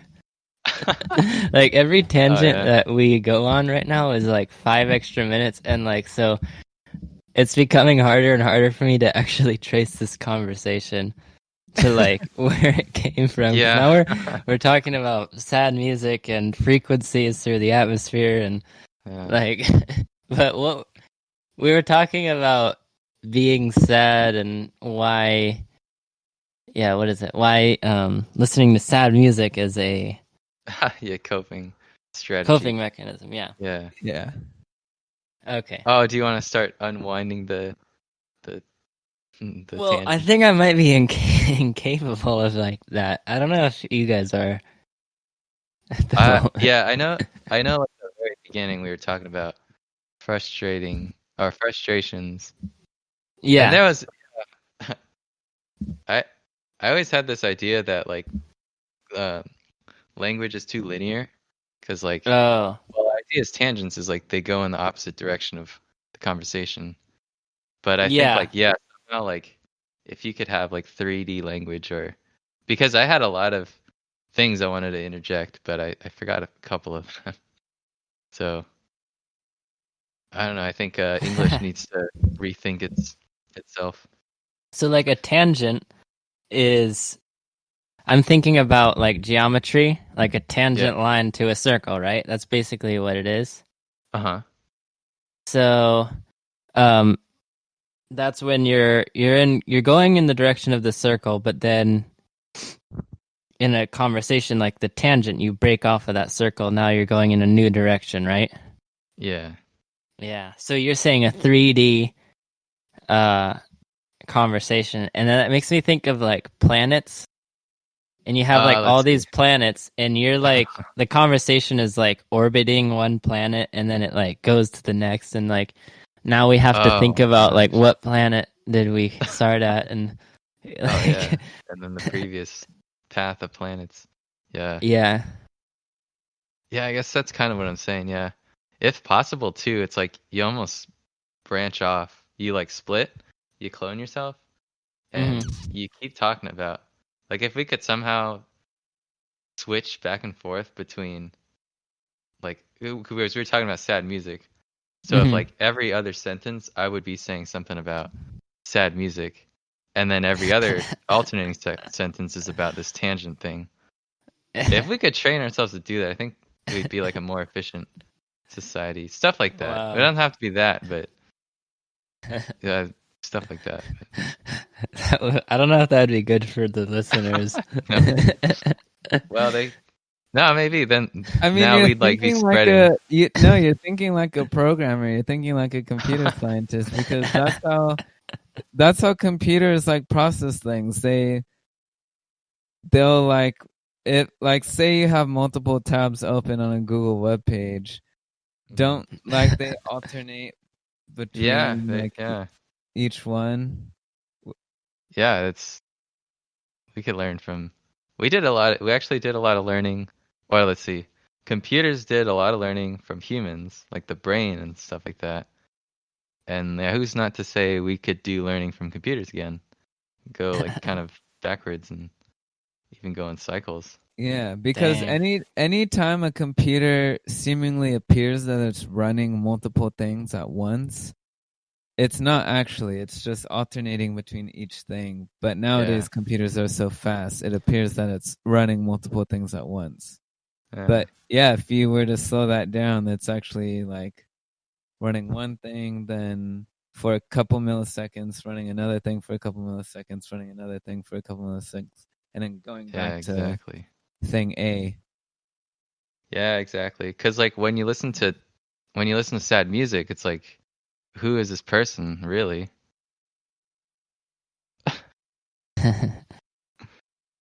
I see what you're trying to do. Okay, all right. Yeah. That was very meta of you. Oh yeah. Yeah, it doesn't really work. It worked in my head, but yeah. I like the concept. I don't know if humans are capable. Humans are very bad at multitasking, and I think that's true. idea requires a human being to be proficient at multitasking, and unfortunately, we don't have the capability of doing that. Whereas computers, the reason why computers are so helpful to us is because they have the capability of multitasking very, very, very well. Fair enough. Yeah. But like, it's probably possible. I mean, if we can just sequentialize the way that we think about like 3 different threads of a conversation, we cover one sentence and then of one, and then one sentence of the other, and one sentence of the other. I kind of want to try. Andy was correct in saying that conversations really are linear, or language is linear, perhaps. I can't remember your exact verbiage, but something like that. I think that's the beauty of conversation, is it doesn't need to circle back to where you started. You know, you keep moving on to the next. Yeah, that's true. There's a forward momentum to natural conversation. I think that's one of the beautiful things about conversing. It is beautiful. Okay, yeah. Because I do like exploring different tangents, but it is also nice to just go with it and see where we go. Yeah. It is also cool to tie things back together when you can. Oh yeah. But I'm also like, I'm not, as they say, I'm not married to that. Like you can just keep following the tide of conversation. Okay. Yeah. But if we were to try to unravel it, where would we go, Andy? Okay, so sad music, coping, meditation. Trying to Oh go yeah, back. yeah. I was gonna stop at okay, yeah, the forgiveness one, because there was the thing, or yeah, because Adam said the emotion is just tied to memory. I think you said something like that. Okay. Is that correct? Yeah, Yeah. I do So remember seeing. I had this like theory. It had to do with like dating, but I think like where you currently are, if you're with someone or not, like you go back one partner and then you go back another partner. Every partner starting from that one, going going backwards, your memories of like that breakup are like sweeter. I use the word sweeter, but for me when I think back to like that, and I know it's like it was like really difficult in those times, but then you think back, I'm curious like if you guys have similar experiences, but that's like what it takes is it takes a whole nother going through that heartbreak to make the other one. And I was thinking too, it was like it kind of makes the previous one hurt less. Like the impact of that one, it feels less if you just think back before that. So Ah, interesting. what do you think? Is that crazy or is that like No, can you this relate is an to? interesting idea for sure. Okay. And I'm trying to think about it. It's like, Oh, but I'll let you say what you want to say, but I was trying to tie that to what Adam said because this is kind of a counterexample to having like a really bad memory being associated with the feelings that you had.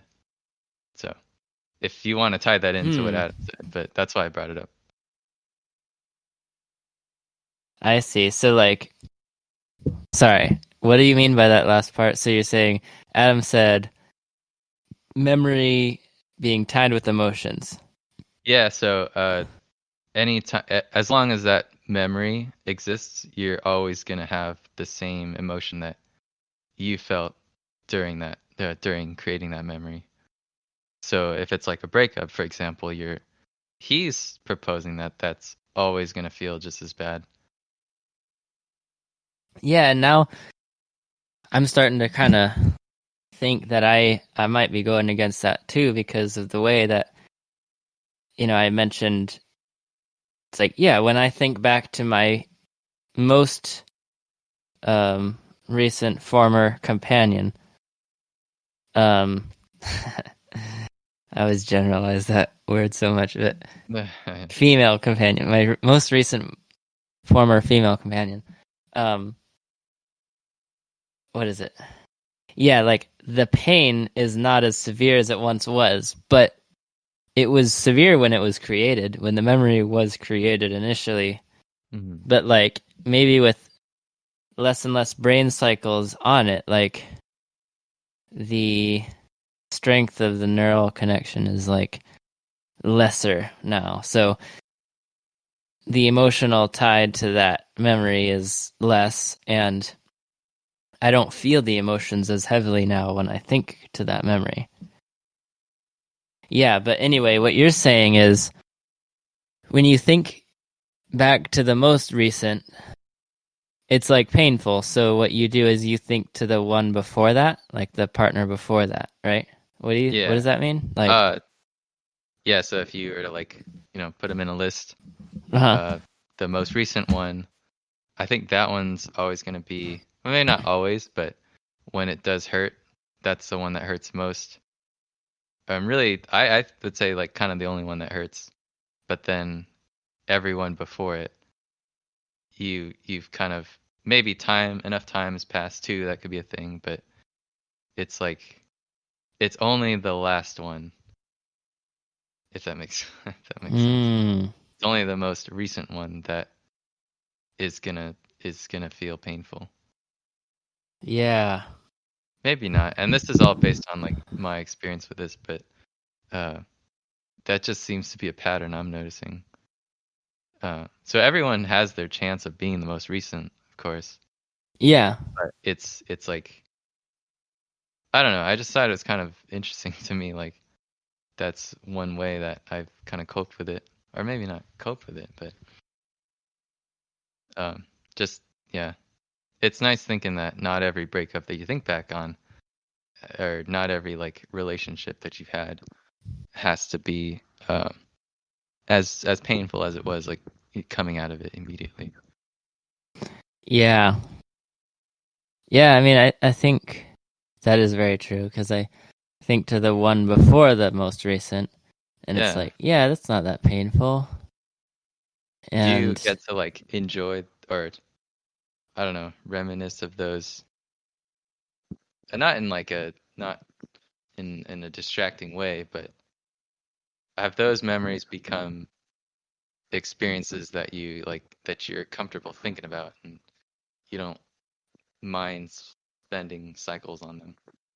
yeah, I'd say what happens is like, it's like the order of events is kind of like, okay, the breakup happens, all you can think about is the breakup and the pain. And then as time goes on, like that becomes less of the thought, and then the actual good memories become like the more prominent memories. So like when I think to the partner before the last one, I don't really, the first thing I'd think about is definitely not the breakup. It's actually about just like the kind of times that we had. And I guess a lot of it is good memories, but sometimes there are bad memories too. Like, oh yeah, I think I generally remember why we're not together is because I felt like, for example, like I felt like a lot of my actions were treated like I was like a jerk or something. Like I was a bad person for just doing what I thought was normal. Okay. And that's like an example of like a memory that happens, but I'm not really thinking about the breakup. I'm just thinking about like, how did that person make me feel? And yeah, I am also able to think about good memories a lot too. Hopefully more that than worse memories, or the bad memories. Yeah, like what determines if it's good or bad? It's almost like, yeah. Well, I'm gonna kind of say what you said. It's like when you think about it, it could physically hurt you just to think about it. You know. Yeah. It could trigger a physical pain. And I don't think it's always gonna do that, but like those types of memories, even good ones, because I feel like the good memories right after a breakup, something that's objectively like a good memory, could still be really painful, because it's like it could be like, oh, that's what I used to have, and now I don't really have that anymore. So yeah, when you're able to switch that and think of the same memory but have a different reaction to it, I think that's kind of a way you can like kind of forgive or accept the situation, let's just say. But, or rather, like another way of putting it is like, that's like a thought experiment that you can run to test yourself and know whether or not you have accepted it. Is like, yeah. If upon thinking about it, it triggers positive emotions rather than negative ones, and thoughts like, I miss that, or I wish that I still had that. Yeah. It's more just like, oh, I'm happy that happened. That was cool. Yeah. Because I think crazy. you should. Is it crazy to? Oh, it's just crazy how that transition really does happen, and you might not realize it right away. Oh yeah. Yeah, it might seem like it's impossible for it to ever happen, and then it does, and then you're like, wow, that's crazy. Yeah. So it just happens. Just gotta hang in there. But that's what I'm saying. It takes it in what I'm noticing. It takes like one before or two before your current situation. Two heartbreaks before you gotta go back. At least. But I think if you're really good, you could get it down to, pretty close after the breakup. But and if we're just talking breakups, I don't know if this applies to anything else, but that's the angle I'm thinking about it. Yeah. Yeah, it's weird how all that stuff works. I feel like it's not like as perfect as this theory, but the theory is interesting nonetheless. But it's not as like perfect as like, oh, you just go to the previous partner and the pain is gone, and probably has something to do with other things. But that's like a pattern that you've noticed, and it's not incorrect. Like it is a true pattern that you've realized, and I think it's kind of true for me too. Okay. Yeah. Yeah. And the nice thing is it implies that eventually eventually if there's someone who's making you have these uncomfortable thoughts that you've had history with, eventually they'll not be the most recent, and then you can then they'll have their time. Yeah. So that's the implication. But yeah. Because, like, for example, my most recent breakup is still the one that happened in 2017.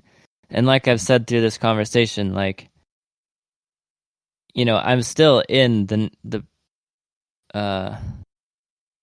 next relationship after that, but I still have like had this cycle of, or not a cycle, but this sequence of changes that have happened, and now I am at the point where I remember certain memories like fondly, and I do think about like, yeah, it'd be cool to be that person's friend and stuff like that. So, and that's the most recent person. So it might be a time thing.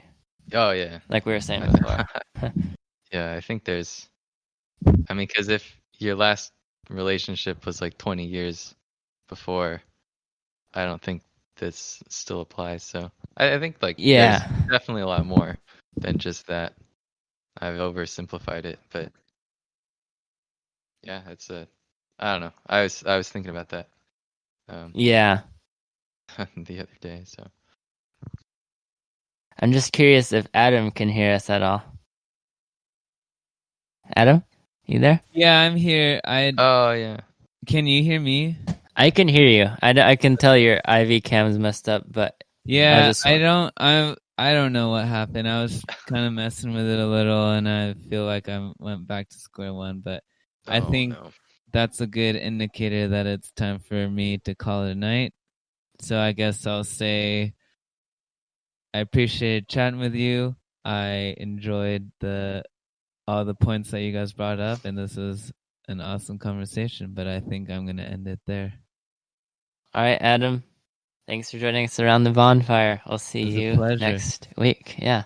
See you next time. Alrighty. Take care, you guys. Take care, everyone. And I will see you next week around the bonfire. Okay. Peace out. All right. Bye-bye, Adam. Yeah. Well, that's interesting stuff, Andy. Thanks. Yeah. Was that the thing that you wanted to build upon back when it was like a while back, and you said like you had something you wanted to dig into, but I had momentum, and then I kind of just kept going with what I was saying. Is that the thing? Oh, I think so. Yeah. Okay. Yeah, that was it. It was that theory. I see. Yeah, I'm glad you remember stuff like that, though. Yeah, and that's what I think is cool. Is like sometimes you can do tricks like that to make language more. I don't know if 3-dimensional is the best word, but serialized, I guess. Yeah. It's like you remembered that, I don't know, you have memory. There's a state to the conversation, I guess. Yeah, that's something it's weird because I feel like tonight I'm like relatively tired. Oh, really? I'm like kind of less tired now, but I was like feeling really tired for a minute, and I was realizing that's when I kind of said that about the tangents, because I'm like, dang it. There were so many things that we discussed that I wanted to finish, but like we've gotten on so many tangents that I was worried we couldn't even find our way back, or we couldn't even tie up the loose ends. Yeah, that's always the issue. Did you? Yeah. I got everything I was gonna say, I think. Yeah. Everything that I wanted to say, but I don't know about you. I would say I'm kind of feeling the same. But I'm trying to think back to. Okay. And initially we talked about frustration, and we were talking about Oh yeah. how do we deal with that. And your thought was like you avoid conflict, right? That's kind of like a thing that you do. Okay. Yeah. Yeah. Yeah. And then I was kind of mentioning how I definitely do experience frustration with like learning something new sometimes.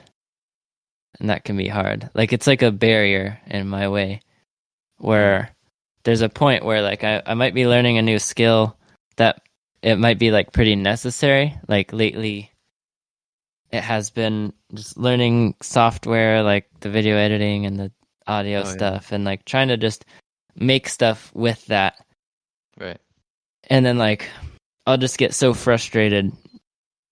And when I do get frustrated, like I feel like I'm incapable of learning this thing or I start to tell myself things like that. And that's kind of like a problem because I remember hearing from like a math professor, it's something that stuck with me, but he's like, the time that you're actually learning math is when you're struggling. Like that's the time that real good stuff is happening. If you're not struggling, you're probably not learning. And then once you come out the other side of the struggle, like you're actually better at the math. And it's almost like building a muscle. Like when you're feeling the pain and you like ache afterward, then you know that you're going to be stronger in like a few days. And so yeah, that's just kind of annoying to me sometimes, like dealing with that flaw of me where if I try to learn something new and then I get frustrated and then I think that I can't succeed or I just can't do this thing, then that's kind of like a barrier. It like it slows my progress. See, do you yes, do you know like what you get frustrated with, or can you give me an idea of like that?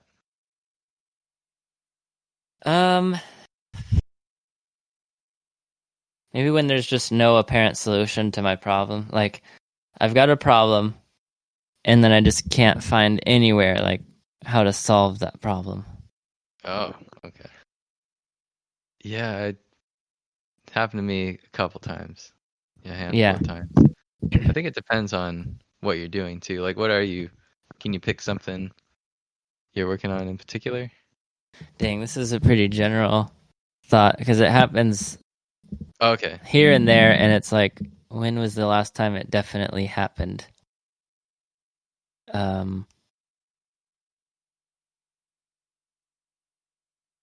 Dang. Well, what about video editing, like you were saying? Is that the case there? Dang. Not really. But, for example, I think we were talking about it a little bit earlier when we were sorting out some technical difficulties, and I was just frustrated with the fact that, like, there keeps being this issue, and it's just, I don't know why. Like, I can't solve it. Oh, yeah. Like, we wanted Adam to sound better, and he just continuously sounded bad, and I was like, knowing that this bad sound is being recorded, and so this is going to be a crappy podcast because of that. And I see. I was frustrated with the fact that I had no idea how to fix it. Oh, yeah. Huh. Yeah. Do you ever experience it in those kind of situations or I feel like knowing you just seem more patient and like you kind of stick through it a little longer and you beat the frustration a little longer than I do. And then it's long enough to actually solve that problem and then come out the other side. I see. Well, it's a good thing that you think that, I guess. Like I'm flattered. But well, to answer your question, yeah, I do. I still get frustrated, especially with something that's a lot of times like out of my control and there's not much help. And I think with this, that's pretty reasonable to be frustrated. I think it's hard because like we're not all in the same room and we can't just unplug things and whatnot. So in that way, I think that's fair to be frustrated. And yeah, it has been happening like every time. Yeah. Let's see. So today, if I think back, I think at some point I managed, and this is kind of rare for me, but I kind of managed to like detach myself from the outcome. So I was like, Adam's gonna sound like this. I don't care. He's just gonna sound like a robot. Yeah. And I think it's one thing to just stop there and be like, all right, whatever. That's how it is. But then I was like just thinking about, well, since we're like here, since we're at this point, I'm just gonna just suggest the stupidest stuff. Maybe not stupid, but like just things that I don't even really feel would change. So that's why I was like, well, maybe I'll open up TeamViewer, just see if changing anything makes progress. Yeah. It also helped that I knew Adam had another computer that he could use. And I think originally I wouldn't have suggested that just because like it might have taken, and it took a while to like set up. So I was thinking Adam might not be open to that idea, but I suggested it anyways, and he seemed to be okay with that suggestion. Yeah. But my kind of, I don't know, thesis or conclusion is if you somehow just give up it sounding good or it being good, you don't even have to do that. I guess just it's more of like just try things that you don't even think would work. Yeah. So yeah. So it's like does it go back to releasing your expectation? Yeah, I would say not necessarily, but in this case, yeah, that's kind of what I did. Okay. And like, I mean, have you experienced this in your line of work, like programming? Because I feel like when I've done programming, like I would also experience frustration because it would be the same kind of frustration where you've got all this code typed out and it's all correct. And like, I just find myself saying in my head things like, everything is correct, yet it's wrong. So therefore, it is wrong for no reason. It is. And I would just get frustrated because like there is no apparent solution. And then I would just start telling myself it's impossible, or therefore it's impossible for me, and I am incapable. So, yeah, like, what's your experience with things like that, if any? Man. I'll say, and I hate to be the guy that's like, I never make mistakes. But it's happening a lot less, and I think that's just because I've been reading more and researching proper like software design. So I'll say like there are things you could do to reduce that or make it easier for when things don't go your way. I don't know how you would relate that to recording equipment, but I guess you'd have to look at like patterns of working setups or something. I don't know. But anyway, when it did happen, like before I would have the experience with like software design. Yeah, let's see.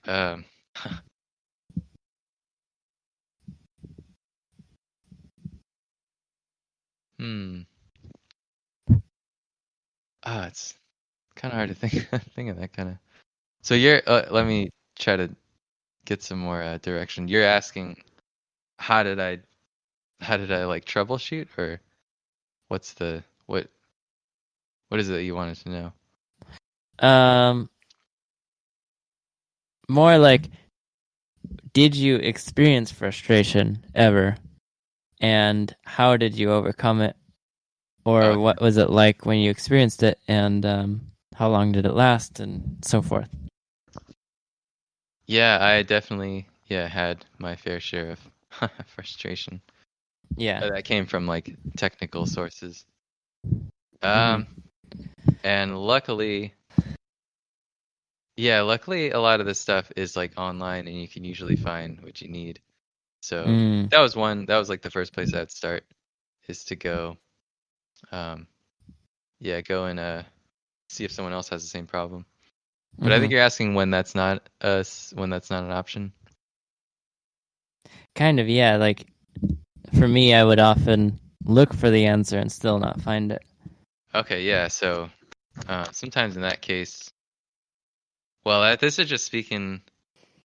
I won't go to the like troubleshooting, the debugging, because your example was you had something and you're trying to find the mistake in it. You're trying to detect that. I'll give you more of the answer of like you don't know what the right path is or the right solution is. That's kind of the more where my frustrations come from, is not knowing like how to structure something or not knowing how to start something. And Oh. maybe you could.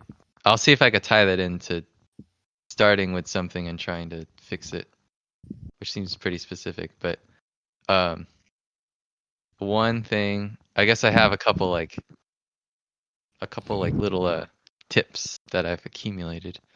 Mhm. One of them is called the rubber ducky approach or something like that. Mhm. The idea is you get a rubber duck, you put it on your desk, and it just sits there for when you come across a problem that you just are stumped on. And what you're supposed to do is you're supposed to explain the problem to that duck, the rubber duck. I think they say like explain it in a simple way so that, you know, a duck can understand it. Yeah. But I guess there's some power in that, and I don't use rubber duck personally, but coworkers or even like my family sometimes, just explaining it, that kind of forces you to understand the problem a little bit differently than how you did before. Oh, So I see. I'd Yeah. try that. I would try that. You don't even have to do that with just programming. Like if I don't know, you could just say like, so Adam's mic is not working and it's plugged into his computer or his interface. It's plugged into his laptop, which is really old. And then you say, oh, it's really old, so maybe that makes me think like, could we try changing that component, try a different computer? So maybe that's kind of where my mind was going without the verbal duck explanation. But Okay. so that's something recently I recently picked up the like name of it. I don't know if it's called, it's something rubber duck something, but Yeah. that was like a thing I did with like coworkers. But Yeah. so there's Like that. basically like explaining it like someone's 5 years old or something. Like explaining Oh it in yeah. like the most simple terms. I don't know if like simple is part of it. I think that helps Oh. though, because it forces you to rethink it. You've got to like rephrase certain parts of it so it engages your understanding. Yeah. So that I found is um, how that helps with frustration is it kind of distracts you from frustration. I guess in my head, it's like let's postpone the frustration because I'll try this one more thing, and I would say usually it helps me get to an understanding, or Okay. not get to an understanding. What am I saying? To help you find a solution. I was thinking of something else, and I was trying to talk while I was doing Oh. it. But yeah, actually, yesterday I'll give a shout out to my brother. But we Okay. were talking about um major scales. We Uh-huh. were trying to figure out. So uh, he doesn't have. I guess I wouldn't say he has the same like experience as us with music theory, Okay. but it was still like he still does music, so that was why I felt comfortable like talking to him about it. But Mhm. I was trying to understand why because we were talking about this earlier too. Where the order of sharps comes from. Yeah. Because you get, I know it starts with F. I think it's F, C sharp, G sharp, something like that. I don't know. F But it's C weird G because D A like, E B. Yeah. yeah. So F to C, that's a fifth. C to G is a fifth. They're all fifths away apart from each other. Uh-huh. And also, if you look at the circle of fifths, they're all fifths apart. But Yeah. I don't have to go into it. Never mind. But there was like that pattern. It's like you have fifths there and you have fifths there. I don't think you have to know too much music theory to see that, or even if you don't know any, like you could still explain that pretty quickly. All I did was I just looked at a circle of fifths diagram. Yeah. But then you kind of just talking it out, and then I think he asked me like, oh, what is a circle of fifths, and you'd kind of define that. Eventually, we got to major scales, and then we were defining what that means, because that's some like layer of complexity that you have to explain. For like you could break Yeah. that down further. So eventually, we got to the thing about like whole step, half step, whole step, and that kind of stuff. Yeah. But anyways, it was just like an example. It was just a whole process of breaking things down to Elon Musk calls it first principles. But Oh, yeah. you get to that point and explaining something to like a duck, just a fictitious duck that forces you to get down to your first principles. But anyway, eventually I got stumped, and then I think he said something that triggered me to think of the like it would help me overcome that stumpedness, whatever that's called. But I thought that was pretty cool. It's like I had this exchange with someone who doesn't have too much of a background in something, but we were still able to like kind of figure things out together. That was kind of inspiring, but yeah. Yeah. But anyway, why did I bring that up? Yeah, I'm just trying to say there's some kind of power in explaining things to another person.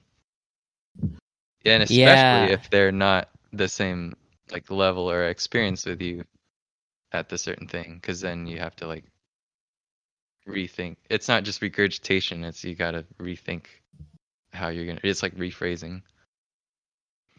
Yeah, you're right. Definitely. It makes me think about like trying to teach my mom how to use like a smartphone, for example. Oh yeah?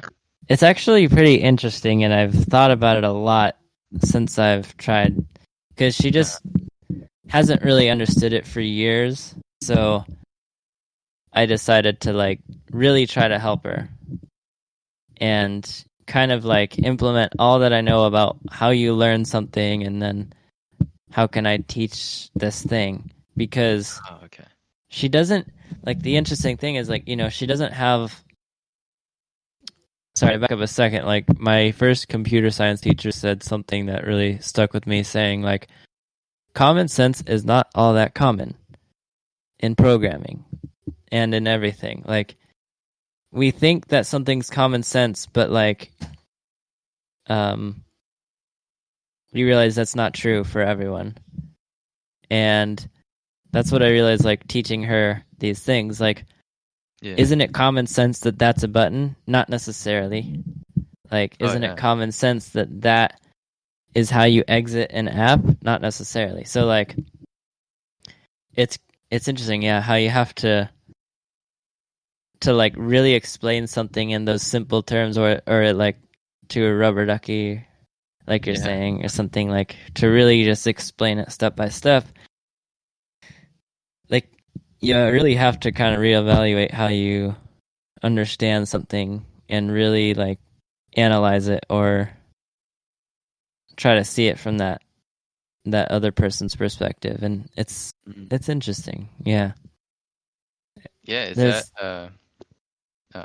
there's just so much stuff that I think you and me and like millennials generally, like, we've learned all this stuff from computer interfaces and like all these digital interfaces that like it's very intuitive for us to just accomplish anything. Like, if Android gets an update or if any app gets an update, I pretty much understand the update within like 30 seconds.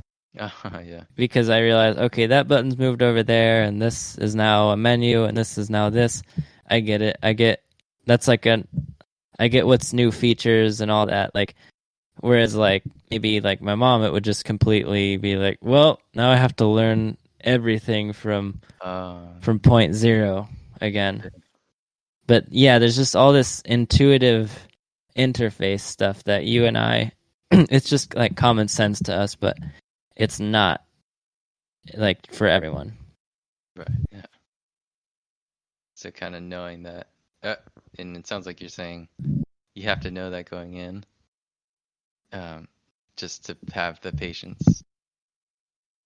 Okay. Yeah. Okay. I was gonna say, is that considered empathizing?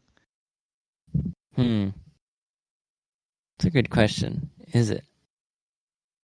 I feel like you could say so because it's like putting yourself in someone else's shoes. Like, okay, this person does not understand this like I might, so I have to imagine as if I were them and then explain it from there.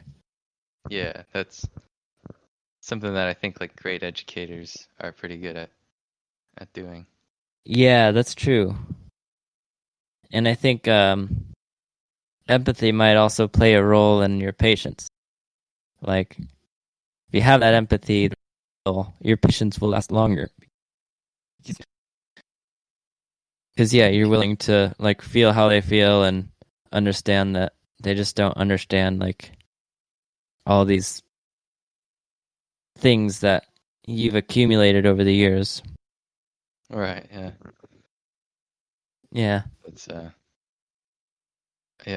I haven't had an experience like that lately. But because like it's easy to say, oh yeah, I know that someone maybe hasn't used a cell phone, this kind of smartphone in their life, but then you actually get there, and then dealing with it is another thing that in my head I always think like, oh, I could do this because I'm aware that these certain things are in play, but then I go actually get in that situation, and then there are things that I didn't expect. Or I guess I'm thinking like, maybe from what you're saying, it's you're aware that. Were you aware that there were these like interface assumptions and stuff, or like learning that as you go along, or when did you realize that? I guess it was starting to really become apparent to me in the beginning stages of trying to actually teach these things. Oh, okay. It wasn't like I wasn't really aware of it beforehand because it was just so intuitive. Yeah. But then when I realized that she doesn't see that this is the button you got to press, even though to me it looks like the most apparent button, it's like, wow, yeah, common sense isn't all that common. Like, it looks like it to me, but that's probably just because I'm used to the interface design that I've seen my whole life. Yeah. Okay. So it did kind of come over time. Like you didn't start that experience or that interaction activity with that in mind, I guess. Yeah, that's correct. Yeah. Yeah. Okay, so then never mind. That is I thought you never mind. What I was gonna say doesn't relate to that then, but Oh, I see. I like that quote though. Common sense is not always common sense. Yeah. So Or it's not. He said, common sense is not all that common. all that common. Or like, Okay. it's either that or it's common sense is not always all that common. Something like that. I wonder But if you yeah. know that. Do you know what when he brought that up? What? It was like day 1 or 2 of like Computer Science 101 or CS 111 is the first course for programming. Huh. Yeah, I wonder why he brought that up. Like, because him as a professor or a teacher, feel like he said that because he wanted to ingrain that for some reason. Maybe in just everything you do, but that sounds like a specific thing. Well, not a specific thing, but okay. It was around the time, like it was at the beginning, and he had us do this thing where he's like, okay, I want y'all to take out a piece of paper and write every single step on a different line of how you start, like go from the beginning of your day to arriving in this class. How did that happen? And he's like saying how many steps do you all write? Do you write just you wake up, you drive to school, you go to your class, or is it like you wake up, you rotate 90 degrees, you take 3 steps, you rotate 90 degrees, you turn, you walk forward 3 steps, and like all these things, because like a computer to program a computer to do something, that's kind of what it takes. Like you can't just expect things to happen automatically.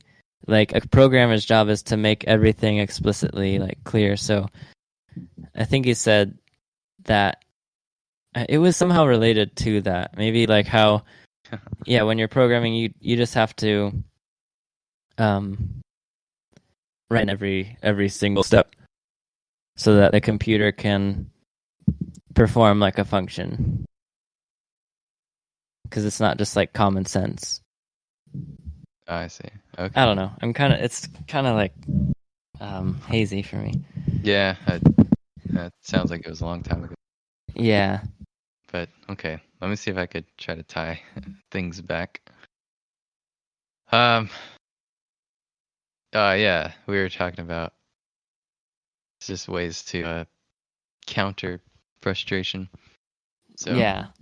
What do you think? Do you think that's something that'll help counter? Yeah.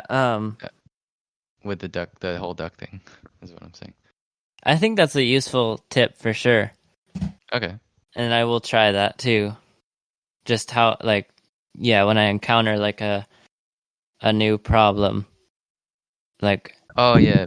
Well, but you're asking about while you're learning something, and I kind of gave it. I was explaining it when you are implementing something, or you're looking for some kind of solution. Yeah, so, yeah. Yeah, but if you think you can apply that to learning, then okay. Yeah.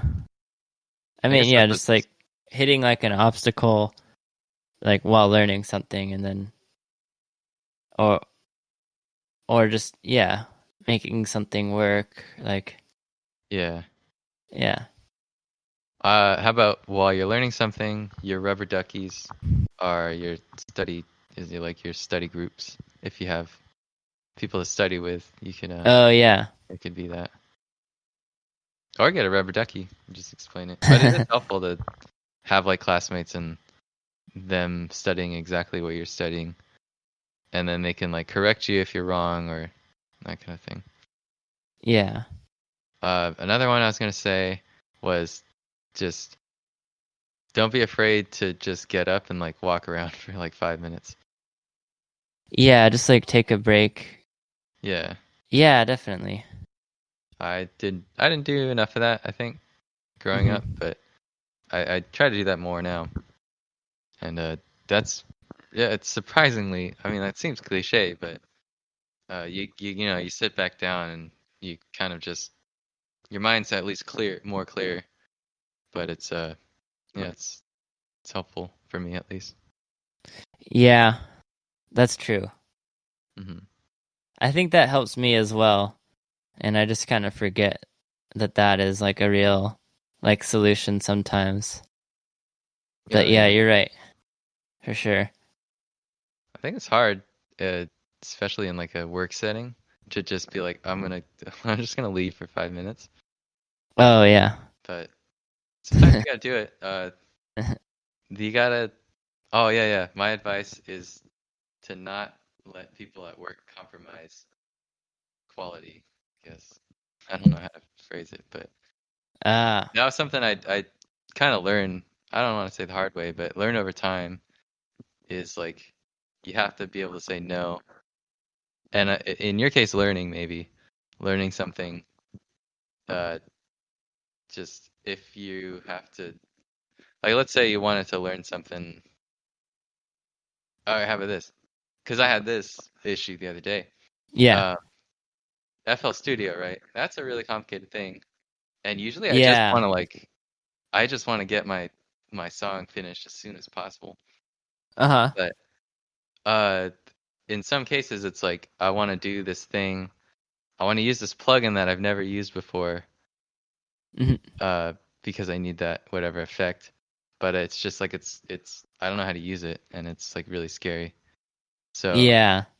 what you could do is you could just say, I don't want this like timeline in my head if I want to get this done as soon as possible. I don't want to let that compromise the quality of my song. So I'm gonna like just pause and learn how to use this plugin real quick and be able to use it like correctly. Uh, and so it's kind of like it takes you maybe like 30 minutes of learning something new, but Yeah. uh, it's I think better than stumbling through this thing that you're not familiar with. And I'll tie that around.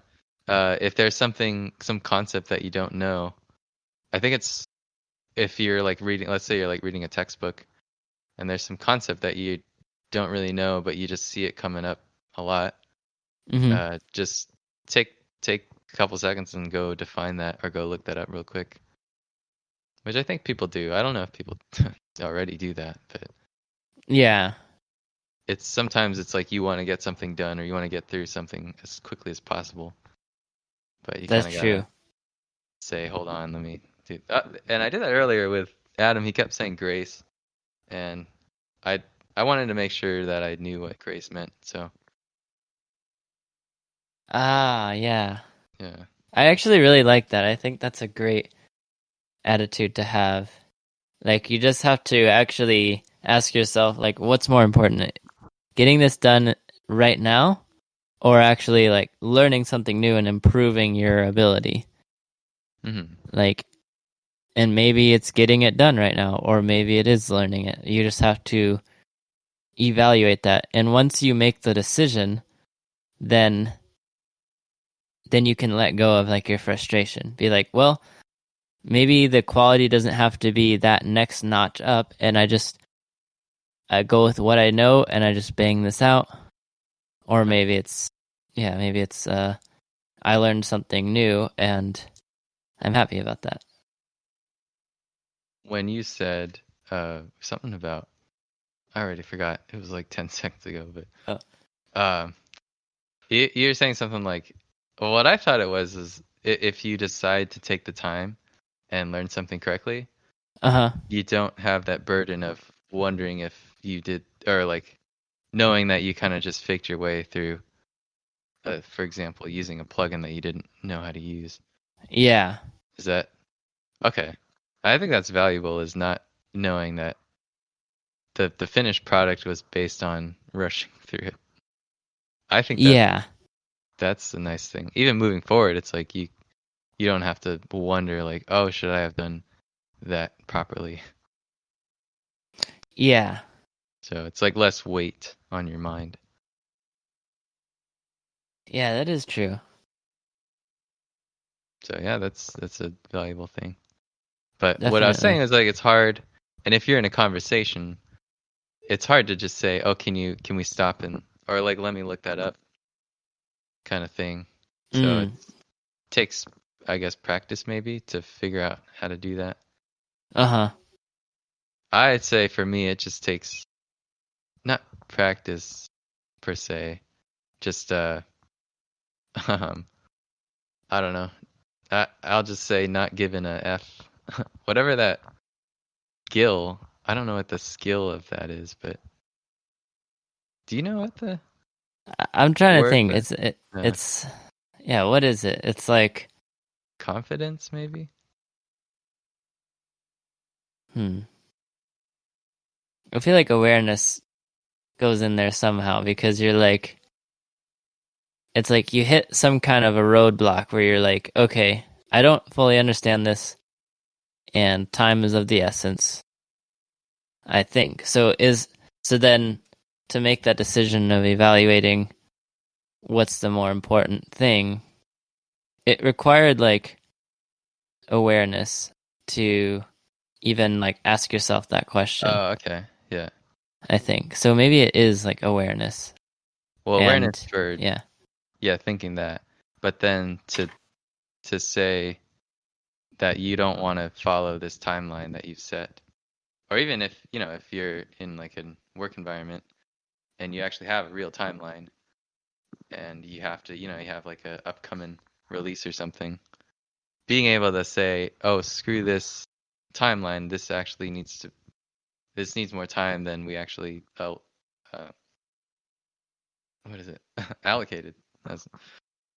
I don't know, that's kind of, I mean, for lack of a better word, not given an F. I guess Yeah. confidence. I don't know if that. I have an idea. Here's Okay. a word: discernment. I bet discernment kind of works. Oh, I could either look that up or you could tell me your definition for that. So it's like the ability to kind of make certain calls, like to discern what is more worthwhile. What is a better use of time? What's a more important like investment? This is Okay.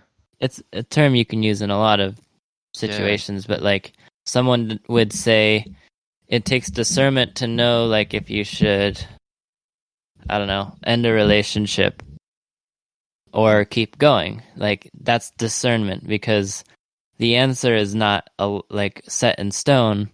It's like a call that you have to make. That's like a nice way of saying what I was saying. Yeah. So I'm gonna go with that. Yeah, discernment. But yeah, I think sometimes you have to use discernment. And the opposite of what I'm saying is like if you're just trying to be a nice guy and say, "Oh, well, yeah, we'll get this done on time," that's gonna cause you to, use something that you don't know because you need to just your whole focus is the timeline or your deadline, I guess.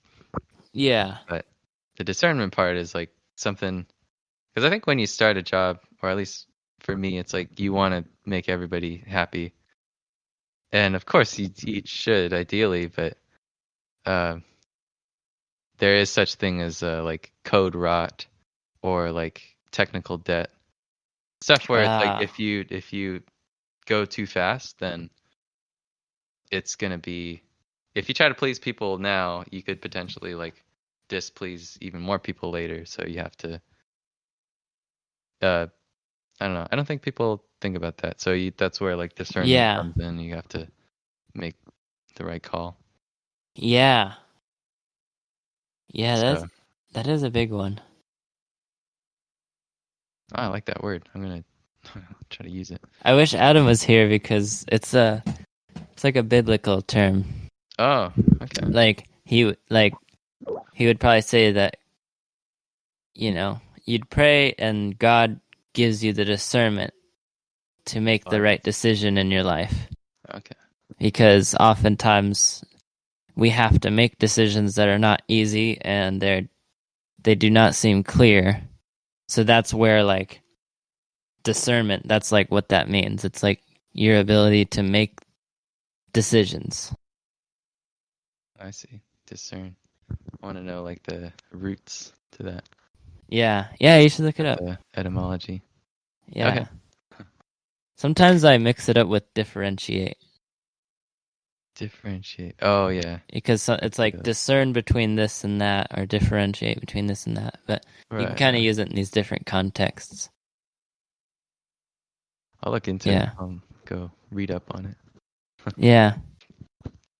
But anyway, yeah, just knowing when to say no is kind of what or knowing when to put everything on hold. Let's put it that way.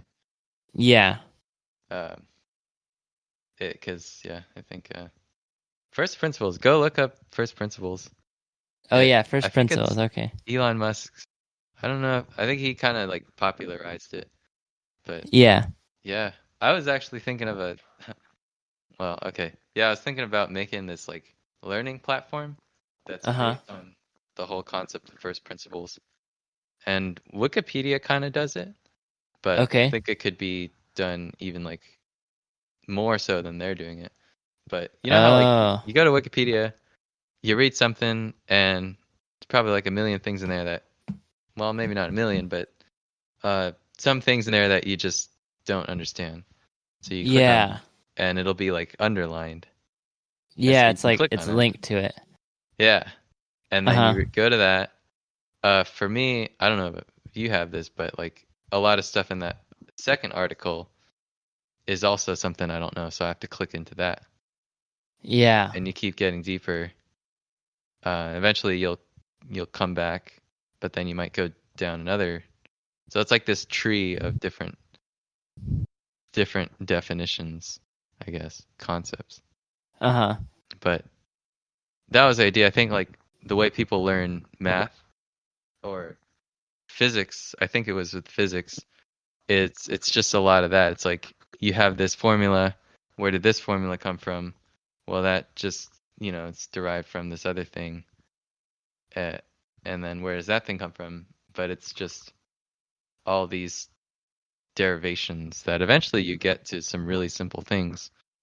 Like I think physics is like four formulas, the four fundamental formulas of. Oh, I don't know. Maybe that's not true, but it Hmm. seems like there are just a handful of formulas that you see, and Mm-hmm. you could get to those from everything else.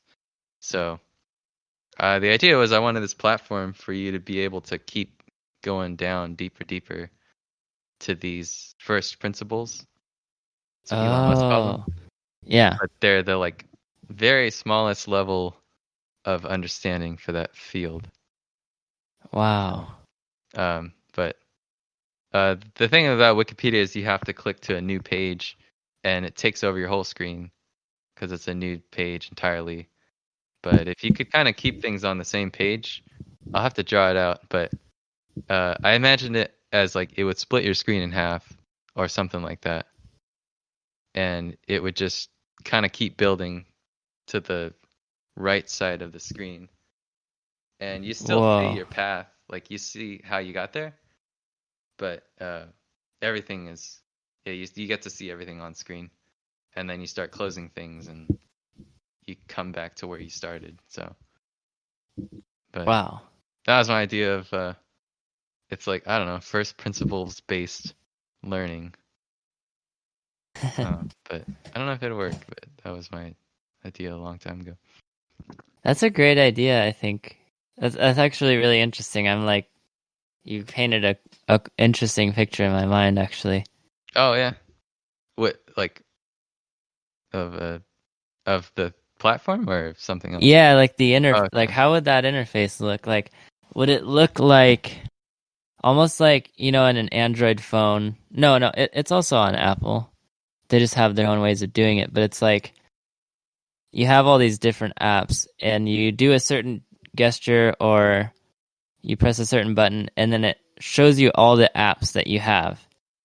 And it's organized from most recent to least recent. Uh, And like they change their like you can scroll through them and see like like what like how what like page they're active on and all that. mm, Like I'm almost imagining that it looking like that, like where let's see. every new topic that you pull up, like it creates this new app or this new page, and they're like cascading, and you can flip through them, but also have them all like available to you. Oh, yeah, I like that. So it's every new concept is kind of represented as like a tile, as like a symbol. Yeah, yeah. Okay. Yeah, okay. Dang, you should like. I feel like you could make this with what you know how to do. Like, Oh yeah? yeah. I mean, Okay. what if you started by just actually, I don't know, adapting Wikipedia? Like, you create an Mm. app that just it's like a Wikipedia app that it does all this, and it will just like it'll pull up the next page and just load all the information, but it will just organize it in the way that you're saying. Let's see. Yeah, that's a good idea. Yeah, I never that'd really be knew really if. cool. All right, maybe I'll give it a try. Yeah. I'll see if Adam wants to help me with that because he's into teaching. But Yeah. yeah, I had that idea like I think 6 years ago. No, 4 years ago. And I told it to. Oh yeah, I did tell it to someone, and he was like, "Well, that's just." It was like I don't think it was Wikipedia, but he's like, "That's just what Wikipedia is."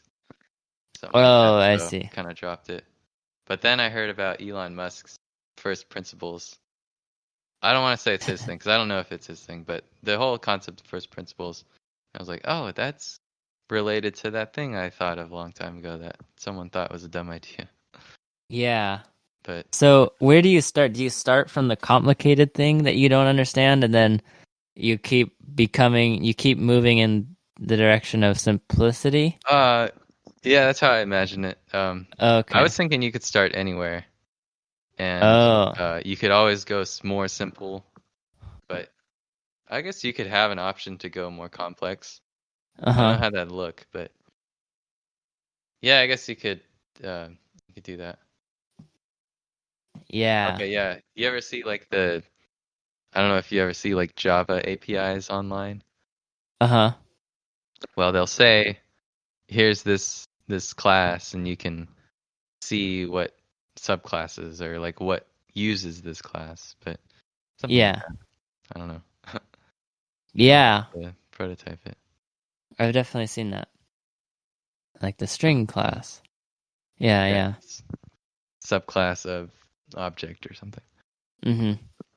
But okay, yeah, so I always imagined if I did math, I always wanted every article you'd be able to get to the identity which says 1 equals 1. Oh, no. X equals X is an identity. One of my philosophy teachers said that's like the fundamental formula for all of math. So Oh. I'm going off what he said, and if he's wrong, then, or if I'm wrong, then he's wrong. But I think that's kind of true because if, X is equal to X, that means, if X is 1, then 1 is equal to 1. That's Mm-hmm. also true. And then now you have algebra. So anything you add to one side gets added to the other side. So that's still based on the fact that X is equal to X, where X is something more complicated. Yeah. So if what he was saying is true, then yeah, every page would lead to that at some point. So one page more would be, oh, okay, wait, what was I going to say? I don't know, but that kind of hearing him say that inspired me to think that, yeah, this could be done, and you already know what's the first principle of math, or at least algebra. Yeah. I think it's algebra. I'm not sure about that, but Yeah, it's like yeah, something can't equal something else. That like disproves everything. If 1 equals 2 or something. Yeah, but I'm not sure if that's definitely like algebra or if it's just math or what category it is exactly, where X equals X. I gotta do more research because I honestly don't see how most of calculus gets to that point. But I don't know. I guess that's what that teacher was claiming. Yeah. So, but he's not a math teacher. What does he know? Yeah. Yeah. I feel like I don't know why, but I feel like you would like this philosophy teacher. He was kind really? of like your computer science teacher Oh. that I sat in. Yeah, I would say was like the philosophy equivalent of that. Oh. So he was so cool. I didn't even really like. I went to his class, but I didn't talk in his class. But he would sometimes like email me and say, "Oh, you should talk more," because I would still turn in papers, and I guess like he knew me through my paper writing. Oh. But yeah, at the time I was interested in philosophy, but I wasn't very vocal, so Yeah. that's all right. But I can relate to that. Yeah. yeah, Dang, it's yeah. hard in a classroom to. I don't know. I feel a little intimidated, and also kind of like, what's the point of talking in class, speaking out loud in class? But yeah. I'm like that too.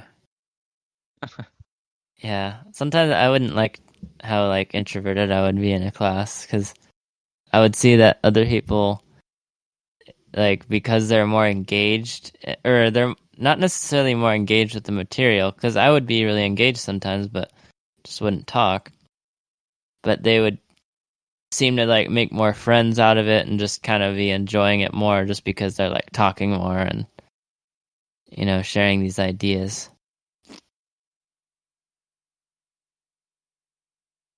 Yeah, that's a whole nother thing. yeah, all right, let's write that down for later. But yeah, I Yeah, think I that's wanted. Oh, I wanted to revisit, not today, but revisit the frustration thing, because yeah, I think it went in a different direction than I originally thought, oh which is yeah. okay. I'm okay with doing that, but yeah, I still want to cover what I was originally. I'll write it down, but yeah, it's just Yeah. funny how our conversations just unravel. Yeah, it is funny.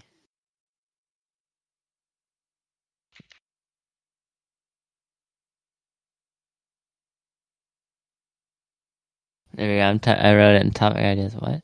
Or that one. Okay. Yeah, do the frustration one. So the thing we were kind of, what is it? I guess we were somehow talking about like forgiving people for like wronging us or something, and frustrations, feelings of frustration about that. But I was more interested in more specifically, where's your like tolerance for if you're in a conversation, let's just say with some stranger, um, when do you decide like, oh, I'm not interested in this, or like I don't want to give energy to this conversation. That's Oh. where most of my frustration, when I think of frustration, I think of that. So, but let's save that for another time. All right then. So thank you all for joining us around the bonfire. It's been a warm time here, and I hope you were warmly welcomed. And you're warmly welcome to join us next week too. Yeah, thanks for being here with Adam, Andy, and I, and we'll see you next time.